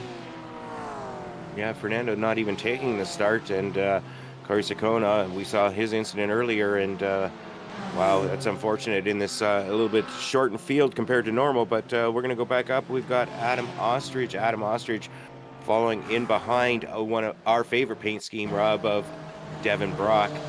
Oh, taking a look at, looks like Blake Ziti getting a little bit out onto the dirt, and that allowed Devin to take advantage, and Adam Ostrich to also jump by Blake on that corner. Yeah, so we're just talking about the strong showing he had for not qualifying and charging up from the back, but he's kind of starting back to square one again here of this battle. He's falling back behind Ostrich and Brock. Now they'll try and navigate themselves through. We'll see if Ziti can make his way back around, but RD Mercedes not too far ahead of this battle, only 1.5 seconds up ahead. If they can kind of control the overtaking opportunities here for a number of corners, Rich, and work together, they might be able to reel back in that Acura Mercedes, which isn't too far up ahead. Yeah, we're only 8.5 minutes into this 40-minute race. Lots of racing left to go, and it's really a matter of you got to work together because these long straightaways definitely present some opportunities for closing the gap down. And if you're not working together, you're just fighting physics, and you're going to fall behind. Yeah, on board here with ZD as they run through the S's into the first chicane, first Mulsanne chicane. You see Ostrich going a little defensive, not allowing for any run from ZD on the inside. ZD's going to pull over, utilize that draft, say, okay, that's fine. You don't want me to make a move with the inside. I'm still going to use your draft anyways, and close up on the back of you. But we're going to have to get Adam Ostrich to take that darn race spot decal off his rear bumper up ahead if he wants some TV time. I'm just kidding, but I was going to give him a shout out, Rob, for being our only Canadian in the field, and but then we saw that race spot, so we may have to just ixnay on that. But we're going to follow on board across the tail of Devin Brock. Devin Brock looking back at Adam Ostrich, Blake Seedy in behind. Adam Ostrich closing in, but just content right now to maintain position, following along, trying to close that gap up to Artie Mercedes up ahead. Yeah, you see some sparks coming out of the back of that Acura of Devin Brock, using up the curbs, banging off the bottom of the undercarriage there a little bit, throwing some sparks up. You know yourself, Rich, you've been driving the Acura in another league. The Acura, very low slung, stiff suspension, doesn't necessarily like the curbs all that much though, Rich, but it can be a little dicey. You get a little too much or a little too abusing the curbs, but they're starting to reel in Artie Mercedes. They've got that gap down to, it was about 1.3 heading that corner, but Mercedes with a little better exit, able to open that back up to a 2.5 seconds. So we'll see if this trio is able to continue working together, trying to chase down Mercedes up ahead. Yeah, that Acura cost me a little bit last night when I hit some curbs pretty hard at Road Atlanta, but we're going to pick it back up. And Matt Stadnick working together with teammate Jim Feliz, but up ahead, we've got Nanny Tavares, Luis Grillon. They closed that gap up a little bit on Kevin Simpson and Dave Mendonça. Dave Mendonça now has gone 2 point. Dave Mendonça taking over the lead from Kevin Simpson. It looks like he's got himself actually quite the lead. I'm not sure why. Take a look here as they go side by side. Not sure if this is a strategy move or maybe Simpson was serving a slowdown or not, but as you mentioned, Mendonça firmly back up top of the standings. But by the way that Simpson kind of fell back off there, showing the pace they had early on, I think it was might have had a slowdown as they headed through the S's. It's very easy to get one if you go a little too wide through those S's. It's a real tight off-track slowdown section. We'll see if Simpson's able to pull back up on the back of his teammate Mendonça up ahead. But I noticed when we cut back to Tavares and Grillon earlier on, it looked like Grillon kind of tagged the tire barrier on the inside. So I'm not sure if he got a little bit of damage on his left rear. Not want to see that hinders him at all. Might have to swap Tavares and Grillon around team orders here, get rid of the papaya rules, and see if Tavares can lead them around to the front. Yeah, it's an interesting race we've got developing here. I think it's the first time we've seen it where we've got teammates. Really, it's. I think we're going to see this continue on all the way through until we get into the last lap when the gloves come off and the fighting really begins. Up until then, I think people are going to just remain content to follow in the draft unless a big mistake is made and try and drive real nice and tight and close in the gap. We're going to pick it back up. We've got Fernando Hakas. Fernando all over the back of Josh Spears. Fernando going up the inside. Spears getting a little bit loose coming off that corner. Fernando sitting in second, I believe second or third place in the championship. Fernando getting that move done, taking full advantage of Josh Spears' little mishap. Yeah, Hakas sitting in second place in points coming into this one, but he definitely isn't going to be hauling a whole lot of points out right now by where he stands, but still a long way to go in this one. We've got over 25 minutes to go, so still plenty of time for Hakas to try and find a way up through the field as he makes that move on Josh Spears. The next up is his teammate, Oliver Rodriguez-Santos. It looks like he's still having a little bit of a connection issue, blinking in and out up ahead. But Rodriguez-Santos has caught himself up to the back of that two-car pack of Stadnick and Feliz. See Feliz pushing Stadnick down the straight as they're trying to get away from Oliver Rodriguez-Santos just behind. Yeah, these drivers nice and close together, working well together, but that's might be a little distracting with Oliver Rodriguez Santos in behind. But if I'm Jim Feliz, I'm not looking behind me. I'm just looking ahead, making sure I tuck up right behind Matt Stadnik. Don't allow Oliver Rodriguez Santos to gain any ground. Flea's coming in with a little bit of the bump draft there to give Stadnik a little boost, but it's probably a little unnervy with that car blinking out in behind of Rodriguez Santos. We see him blinking out there and making the move around Feliz. It's so unnerving to try and drive beside a guy that you never know where he's going to teleport back into the service. I thought that was the issue that iRacing was going to be correcting. Hopefully they expand it into the leagues and host sessions for next season. I believe it's only for the officials right now, where a car with that kind of a connection would just be parked in the pits until it cleared up.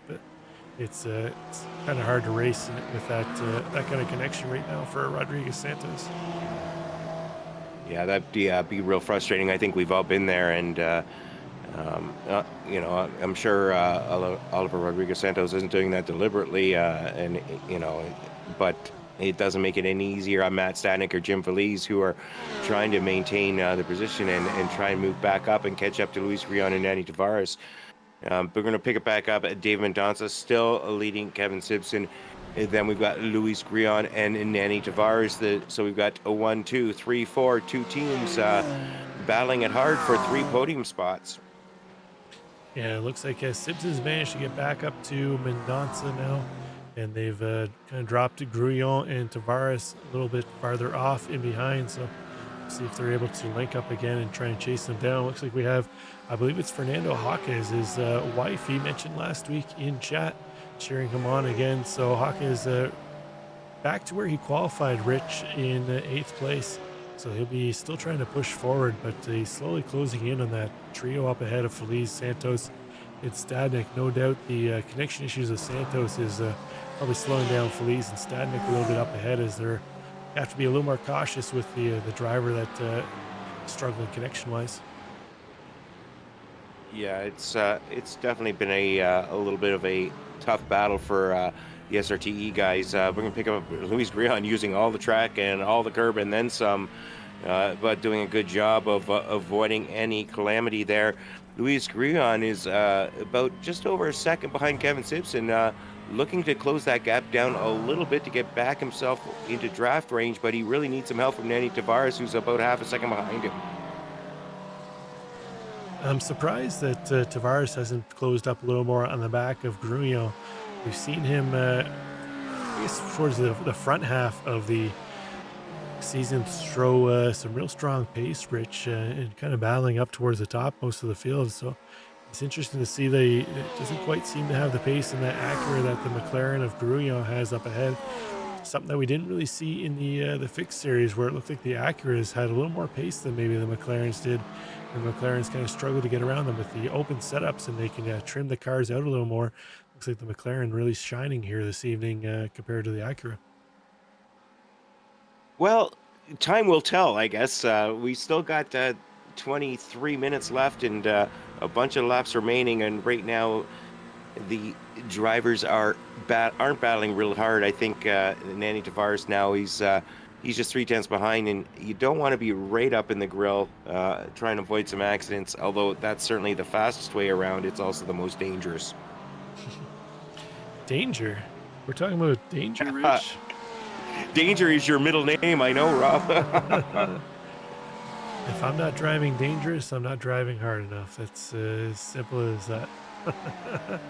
But yeah, it'll be interesting to see if any of our drivers pop in for service this time by Rich, as we start to see some of our drivers in the big series. By about the halfway mark, they were popping in for service. 5 minutes longer this race, so a little more fuel capacity on board for the drivers, but same strategy is going to kind of try and play out. See if any of our drivers go for the undercut and try and optimize their in and out pit lap to leapfrog the car ahead. As I mentioned, it looks like Rodriguez Santos has got ahead of Stadnik and Feliz and that trio in behind.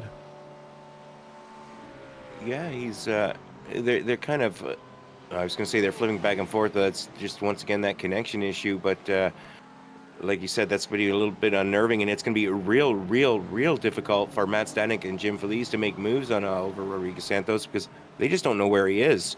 We're going to pick it back up with Devin Brock. Devin driving our favorite paint scheme in the series. Devin following all over the back of Blake Ziti. Blake gaining those positions back. He lost a little bit earlier, and Devin Brock locking it up, pulling it off, and not sure what's happened there. Yeah, we're losing drivers like keys around here, Rich. They're just being misplaced left and right. But that's Devin Brock. It looks like he's going to be our fourth driver out of this one. Fortunate for him, but Blake Ziti had got around him not long ago. That promotes him up into 11th place. So Ziti back on the strong showing again here after he had that little bit of an issue. Went off track, had to give back a couple spots that he just gained, but back up top is Kevin Simpson has gotten back around David Mendonça to take the lead. I wonder if this is a little bit of strategy here, possibly, Rich, from the Salpec racing drivers taking turns leading so the other can fuel save off the back end. I think you're right there, Rob. It makes a lot of sense. There's no sense battling hard now because they know the race isn't won or lost just yet. Not with the pace they've got. It's really the race is going to be won or lost on the last lap. So as long as they maintain a clean drive and they're able to save a little bit of fuel equally, they should be able to hold the hard-charging Luis Grion and Inani Tavares. So let's just hope the announcers last a little longer than some of our racers. Otherwise, we might have a one-car announce team or a one-man announce team by the end of this race, Rob. Yeah, well, we know Barney isn't going to pick up the slack. He can't even wave the flag this evening, but we got Ivan Bassano. Looks like Oliver Rodriguez in for service too as well. So a couple of the drivers popping in this time by. I suspect we should see the vast majority of the drivers left on track popping in next time by, but Grullon and Tavares still linked up here, trying to chase down the duo of Mendonça and Simpson up ahead, who are firmly about 1.4 seconds ahead of that duo of the CRT drivers. So they've now broken the draft in behind, but we'll see if that McLaren can use its legs to chase down the Porsche and the Acura up ahead. Looks like they've cut about a tenth or so out of that, but David Mendonça trying to get tight up on the back of Kevin Simpson to push that Acura up ahead so they can open that gap back up. But it's our closest battle right now on track is still from P1 to 4.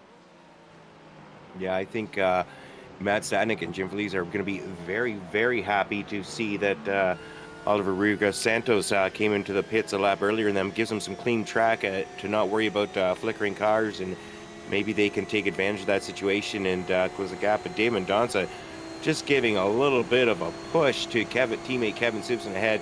No interest in passing at this stage. They're just looking to increase that gap and save it for the last lap and see who's got the most. Yeah, Maya rules boil down to the last lap, and then it's Ferrari rules at that point in time. Oh, geez, no, don't go Ferrari rules. Oh no. But yeah, as you mentioned, Stanek and Feliz have got a little reprieve from the connection issues of Oliver Rodriguez Santos right now, but Fernando Hawkins is still lurking in the background, trying to close down that gap. He's getting ever so close to Rich. Each lap time by, he's cutting about a tenth, maybe a tenth or two out of them up ahead. Hawkins last time by with a 356.20 to Stadnik's 357.49, so took almost a full second out of Stadnik last time. Yeah, Fernando's having a decent drive so far today, but unfortunately, those times aren't going to get it done against the leaders who are all well into the 355s, and his championship points battle is not going to improve with tonight's efforts unless there's some calamity happens up ahead of him. Yeah, we still got 2 weeks to go, though. I'm not sure. I think Hawkins might have missed 1 week too as well, so he's got to use all of his potential point-earning weeks as best he can, as they only get one drop throughout the weeks or throughout the season. So they only drop that one race, the one poor race, whether it's a missed race or a less than optimal result. But still plenty of time to go in this one. We've got looks like about 16 and a half minutes to go. And it looks like Kevin Simpson going to pop into the pits this time by. Teammate David Mendonça following him as well. Grullon Tavares in. Looks like Feliz, Stadnik. I suspect the rest of the field should be coming in here too as well. Now, we're going to find out what happens here and where Oliver Rodriguez Santos sorts himself out amongst Jim Feliz and Matt Stadnik after his pit stop a lap earlier from the rest. He was kind of caught out almost all on his own. He had Ivan Bassano with him, but Ivan was a little bit behind him. So not sure how this is all going to work out. But Kevin Simpson coming into the stall, making a great stop. We're seeing David Mendonça, Luis Grion, Nani Tavares. They're lined up nose to tail in the pits with looks like Matt Stadnik right behind them. So we'll see it live here, Rob. Yeah, we'll see if anybody's able. It looks like Mendonça and Simpson coming out together. Gruillon a little bit slower. Tavares still in the pits. I'm not sure if he got a penalty or what's going on, but he's still in his stall. That's terrible for Nani Tavares. That is not the pit service he was going to want to have, and that's going to leave his teammate Luis Gruillon out there in third place without a wingman to try and chase down the two Solpec drivers up ahead. Yeah, that's definitely a very unfortunate thing, and he's still in the pits. He's been in that stall for 47 seconds, 48 seconds now, and still waiting. We're gonna pick that back up. We've got Jim Feliz and Matt Stadnik. They've made the jump there ahead of Oliver Rodriguez Santos. Looks like we've got a little bit of separation now that we didn't have before, Rob. Kevin Simpson, he's got himself a gap over Dave Mendonça of about 3/10, but then there's 2 seconds back to Luis Gruillon and Jim Feliz. And just having a look here at the Nani Tavares' pit time, 54 seconds. That suggests to me, Rich, that he got a speeding onto pit lane penalty, which is about 40 seconds. And that is service time on top, where the rest of our lead cars were 14 to 15 seconds, and it all adds out to about 54.5 seconds. So unfortunate for Nani Tavares. You hate to see a race that was shaping up to be very nice go by the wayside by speeding into pit road, but them's the things that happen, Rich, when you're trying to extract every last tenth on a pit road and hit that limiter as late as you possibly can. Yeah, I think pretty much every race I've been involved with and seen, there's always going to be somebody who pushes that boundary just a little too hard and unfortunately pays the price. Meanwhile, we're going to pick it back up with teammates Kevin Simpson and David Mendonça. Two drivers, I don't think they're battling real hard right now. They're just looking to maintain their gap or try to increase their gap over Luis Grion. Right now, content to run nose to tail with that 2.4 second gap to Luis in third. I think we're going to save it up, and we're going to see how hard they want to battle later on. But we're going to go back with Adam Ostrich and Artie Mercedes. Adam Ostrich getting the move done, it looks like. Yeah, it's Ostrich making the move around Ivan Bassano. That's going to move Ostrich up into 11th place. Looks like Bassano has a little bit of damage on the front end of that McLaren. Not seeing him flagged for anything, but it looks like he may have got into the back end of somebody or maybe kissed a little bit of a tire wall somewhere. That's definitely going to be a little arrow down there for Bassano. He's going to be pushing. That's an ugly nose there, Rob. He's going to need to go see the surgeon for a little bit of a nose job on that one. But trying to fight back on Ostrich, that's the battle for 11th place. Yeah, that's it's going to be tough to maintain with if there is any significant damage there to it's got to keep in the draft though. Keep in the draft, get that nose tucked up nice and tight, and try and reduce the impact of that little arrow damage. Yeah, he's definitely going to be feeling that a little bit, but it looks like Rodriguez Santos was able to get around Stadnik to get himself back up into 5th place. Fernando Haka is getting closer and closer after the pit cycles. He's got that down to 1.2 seconds now, back of Matt Stadnik up ahead. So I think the clock might be the enemy of Fernando Haka right now. I almost pulled out Enema on that one too as well, Rich. But oh, jeez. Some of these drivers might be feeling like they had a little bit of an enema here tonight, but one driver who is strong showing, but got himself into the top 10, Blake Zeedy, our hard charger, up 7 spots on the day into 9th place. So strong showing by Blake. Some of that due to drivers dropping out, but either way, every position counts. Yeah, that's kind of my specialty. Is I'm not necessarily the fastest on pace, but I manage to keep it on the track usually, and whether others falter, you've got to take advantage of it. I'm Bassano, though, still charging hard and wanting that position back that Adam Ostrich got a little earlier. Oh, all over the back of him. We're watching Adam Ostrich making full use of those curbs, getting the Porsche up on 2 wheels, holding him off for now. They're going to go around for another lap. Yeah, the Porsche definitely has no qualms about jumping a curb. You can just kind of throw it up on a curb and it'll happily go up over it. The McLaren, not so much. It's similar to the Acura, very stiffly sprung. You can see the front end kind of bouncing around on Bassano's car. Anytime he gets up on the curbs, it's not a happy camper up on those curbs. So Ostrich using the ability of the Porsche well through that section, utilizing the ability to go up over the curbs nicely, and he's going to hold on to that spot right now over Grugnon. Grugnon falling back a little bit, as you mentioned, with that front aero damage. Rich, he's going to want to try and stay in the draft as long as he can. Otherwise, he's definitely going to fall off the back with trying to push that cement wall in front of him down the front straight.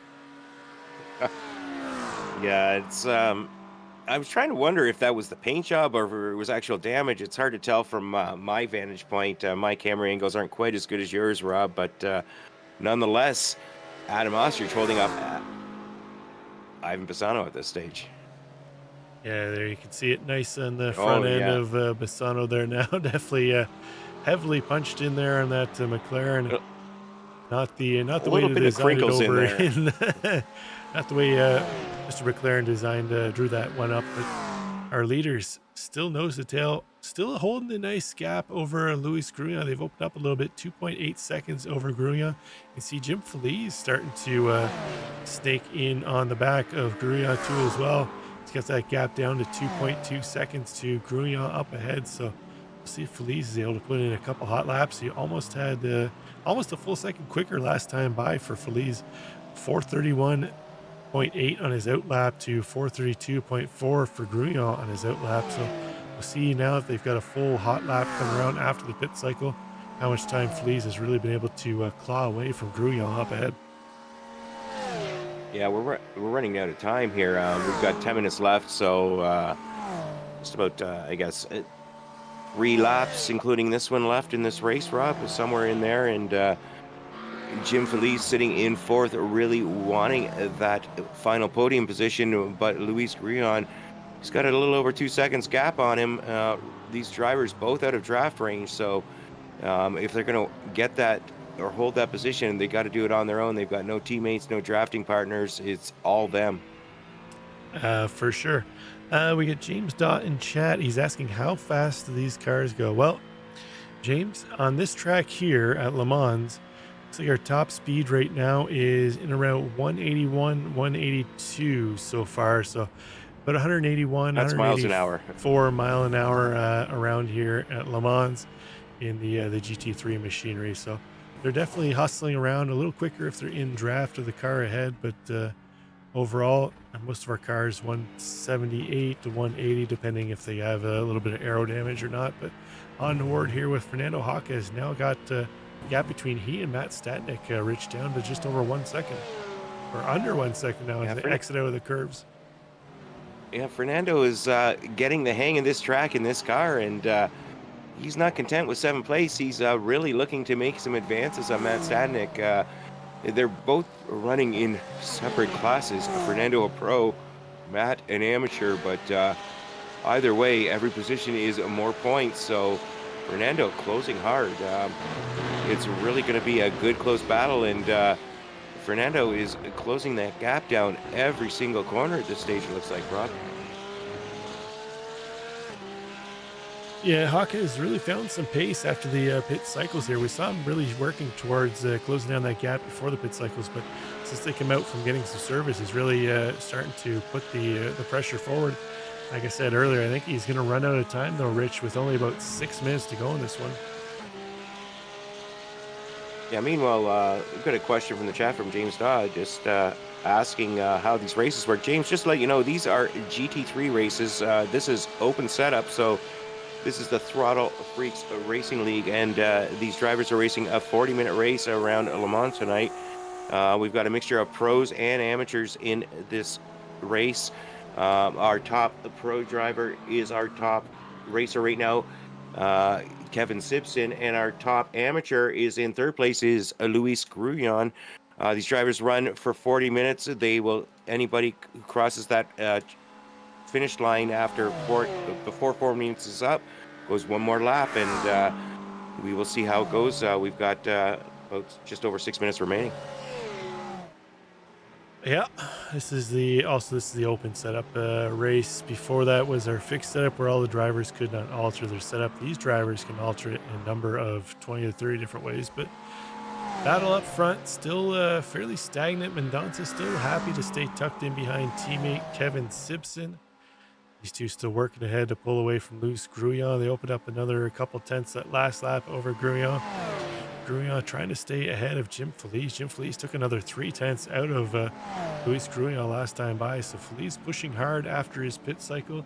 Another driver, I think, Rich, that's going to find the clock's going to run out before he's going to chase down Grullon enough to make a charge for that final step on the podium. Yeah, and Luis Grullon having himself a fabulous race thus far tonight. Top amateur sitting on the podium. We've seen it all season long, though, Rob. The amateurs have certainly shown that they've got some pace and doing a fabulous job. But Fernando is right there now. He is within half a second of Matt Stadnik and closing hard. And Matt may be a little distracted by the blinking Oliver Rodriguez Santos at this stage. Yeah, I was hoping the connection for Santos was going to clear up as the race went on, but it just seems to be kind of a steady connection issue blinking in and out. It's always hard to race a driver up ahead, but I should mention James Daw is actually one of the dirt oval racers that is featured on Pit Road Productions here. It's also runs the same time as our fixed race that we ran earlier on. So if you're interested in late model dirt oval racing, Pit Road Productions covers that too as well. You can find that on our YouTube channel. You can watch that live Tuesday nights. I believe they go live sometime around the same time we do, around 8:30 or so. So if you're into that stuff, you can find that over there too as well. There are definitely some talented drivers over there, Rich. I've watched it a number of times. I've tried dirt oval myself, and I'm not ashamed to say I'm terrible. Well, I'm kind of terrible at all of it, Rob, but I've got some real life friends who race sprint cars, and I'm a great spectator. And I have done a little bit on iRacing, not so well and not for a long time. I really should pick it up again because it's a ton of fun. But we're gonna pick it back up with Kevin Simpson. Kevin should be taking the white flag as he comes through here, but Barney's not going to tell us because Barney's on strike. Barney's not getting paid enough. Nobody's getting paid enough in this gig, Rob. Yeah, Barney, I gave him a bit of a raise a week or two ago. He showed up to work again, but looks like he's on strike again. He's looking to go unionized, but we'll see if he shows up next week as well. But battle up front, looks like Simpson, now they've got the white flag, is starting to pull ahead of Mendonça. It's now Papaya rules are out the window. It's every man for himself here, but they definitely don't want to wreck each other. But Grullon hanging tough. He's managed to close down that gap here the last lap. It was about 2.5 seconds, now down to 1.5. So Grullon pushing hard. He might have started to notice that Feliz was getting a little closer than he was feeling comfortable with and trying to hold on to that final step on the podium. But meanwhile, Feliz still charging hard, trying to take that away this last lap. It's going to be interesting, Rich. Yeah, it definitely is. And I think the real battle is going to be in that battle between Oliver Rodriguez Santos, Fernando Hackes, and Matt Stadnik. And looks like Fernando Hackes has gotten by Matt Stadnik. And now we've got teammates back and forth. I wonder if they're going to swap positions or they're going to battle to the end. We shall see. Yeah, quickly take a look here at Hackes making the move on Stadnik into Mulsanne chicane number 1 there, and that's that move done and dusted. So Stadnik doesn't really have a whole lot to fight for here. He's well on top of the AM championship, currently the second highest placed AM driver in the race here this evening, with second place in the championship course or cone, suffering that we still don't know whether it was a connection issue or hardware issue or what it was, but that heavy hit off into the wall. But Stadnik trying to fight back on the outside of Hackes. Hackes would love to be able to get some draft off his teammate Santos up ahead, but those connection issues, it basically negates any kind of draft you would get off that driver. Yeah, it makes it real tough. You get a draft for a quarter of a second and you lose it. I don't think he's getting anything, but we're going to pick it back up. We're less than half a lap to go. Kevin Simpson holding off David Mendonça, but David Mendonça now has closed that right up tight. Be interesting to see if David is going to try and push and make a pass on Kevin Simpson, or let his teammate take victory and not push him so hard, because as we know, Kevin is right there at the top in the Drivers' Championship, and do you really want to be stealing your teammates' chance at this season? Hey, winning's, Rich. You you sign up to win the race. You don't sign up to finish second. But I think you're right. Mendonça not far out of the championship though too as well. I think he was in third place if I remember correctly. So he's still got something to battle for here if he wants a shot at the championship. But Luis Grullon, hats off to him. The last lap, he's really pushed hard to close in that battle up ahead for top spot. But as they head through the S's, looks like the Acura just excelling in this section. Simpson able to open up a couple tenths over Mendonça there. I wonder if maybe Mendonça fell back to hold off the charge of Grullon, but Jim Feliz not too far back as well. So 40 minutes into this race, looks like our top four are all going to finish relatively close as we head to start finish line for the final time. Rich, only 2 more corners to go here for Kevin Simpson to bring home round 8 of the Throttle Freaks Open Setup Series Sprint Series race. Into the final corner, across they come. Simpson going to take it. Mendonça second. Grullon third. Feliz going to bring it home first off of the podium. So nice run by them. Hop back a little bit further. Race to the line between Santos, Hawk, and Stanek. Stanek, unfortunately, going to have to settle for 7th on that one. Josh Spears going to bring it home 7th. Baked Ziti into the final chicane. He had already Mercedes chased them down towards the end. Mercedes not able to get enough of a run to make a move on Ziti at the line. He's going to have to settle for final spot in the top 10. Ivan Bassano with that nose-punched McLaren. He's going to bring it home in 11th. And Nate Tavares, an unfortunate speeding penalty on pit entry, going to drop him all the way down to 12th. Adam Ostrich going to bring it home. Final car on the lead lap.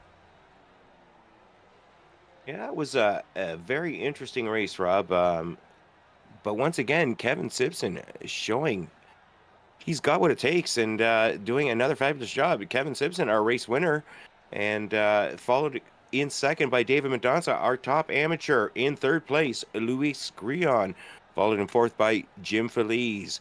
Oliver Rodriguez Santos finishes 5th with a hard charging. Fernando Hacas finishing 6th. In 7th, our second place amateur, Matt Stadnik, followed in 8th by Josh Spears. Then we had our third place amateur, Blake Ziti, followed in 10th by Artie Mercedes. Yeah, rounding out the rest of the cars, Ivan Bassano in 11th, Nene Tavares in 12th, Adam Ostrich in 13th in the final car on the lead lap. And then our used car parking lot turns into Devin Brock, Douglas Corey, Corey Saccone, and Fernando Torres did not see the green flag. So there we go, Rich. That's going to wrap up round 8 at Le Mans. We've got a couple drivers in the interview room waiting for an interview. Let's talk to our race winner, Kevin Simpson. Kevin, that's a win number, I believe that's 3 for you this season. You came in here, told us you were going to do well at Coda. You kind of held true to that. You went out, put it on pole, took it to pole. You did it again here tonight in Le Mans. How you feeling about heading next week into Sebring?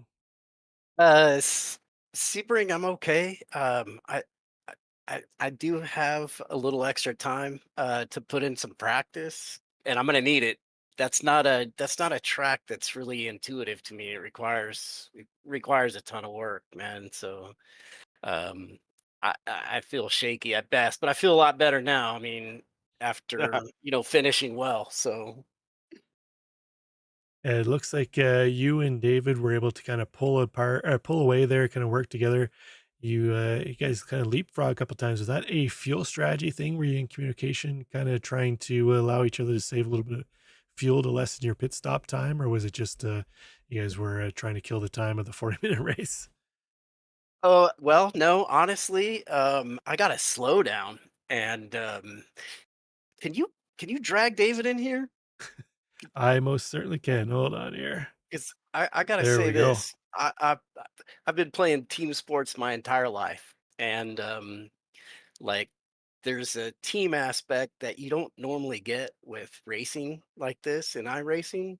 But today was like, I mean, I would have absolutely done nothing without David, pushing me, like he is so much faster than me because I'm terrible on entry and terrible on exit, but that's okay because David's like got a low downforce Porsche and he's driving through my dirty air and he's a monster at that track and he's just pushing me all the way. So I would not have been able to qualify on pole. I would have been a middling driver on this track without my teammate. So shout out to David.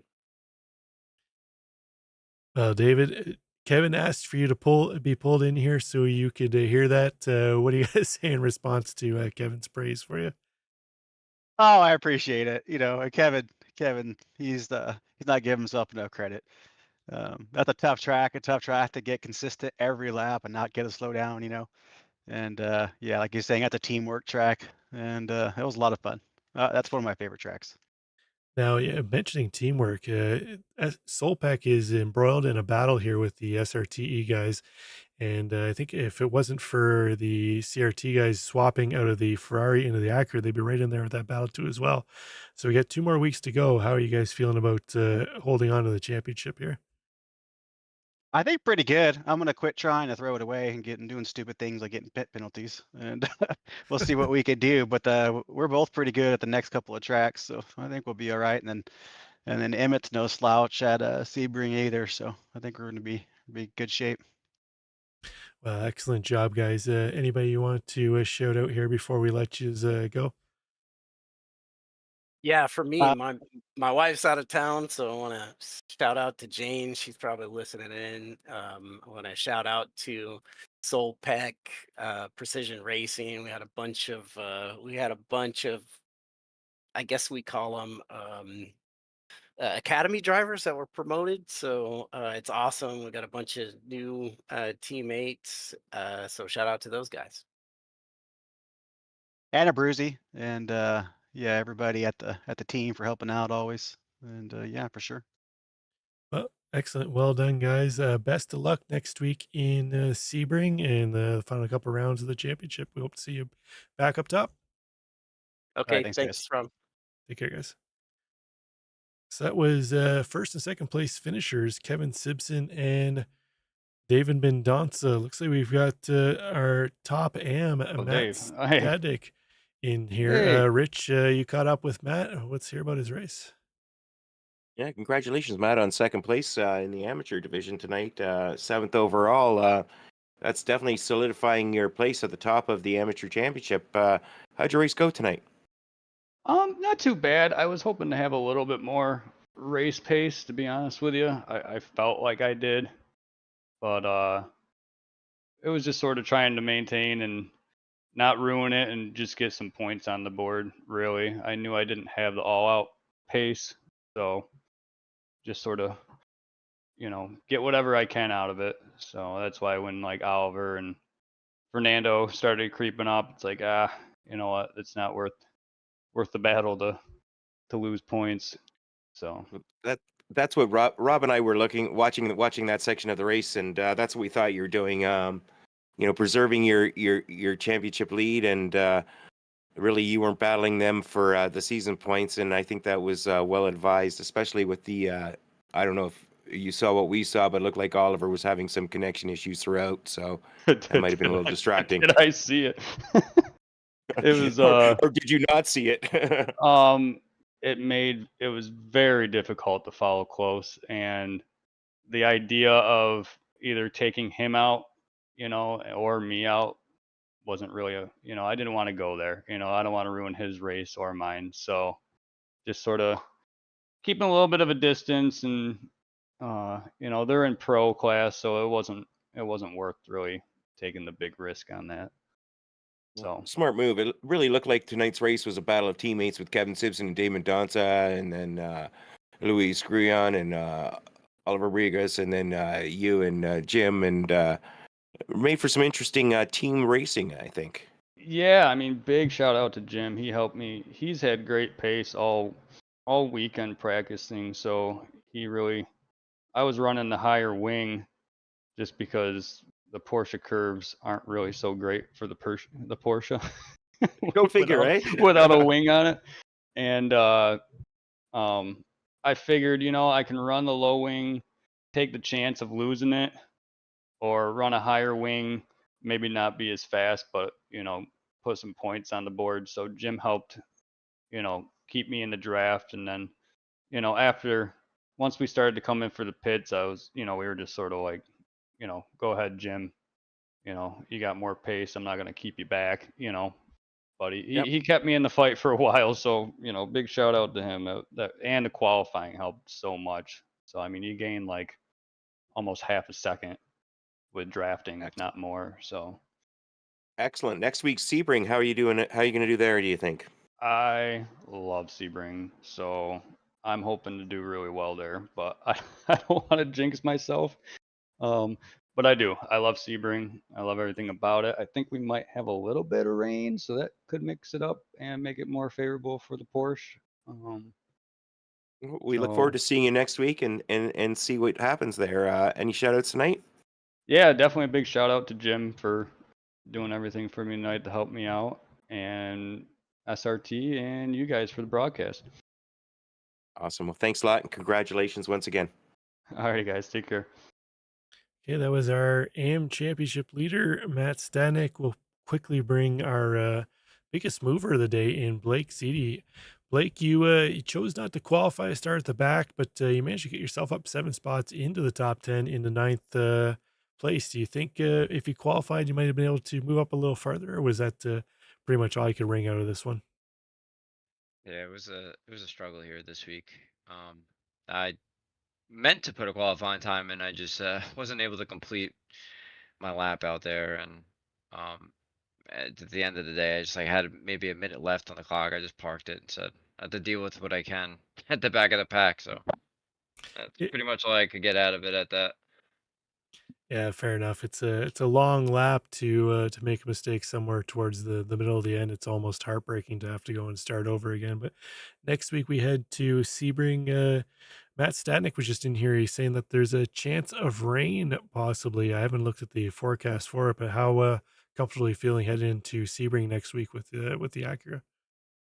Well, I love Sebring. Hopefully it's not raining. I'd like it even more. Um, but if it is gonna rain, we'll get some practice in.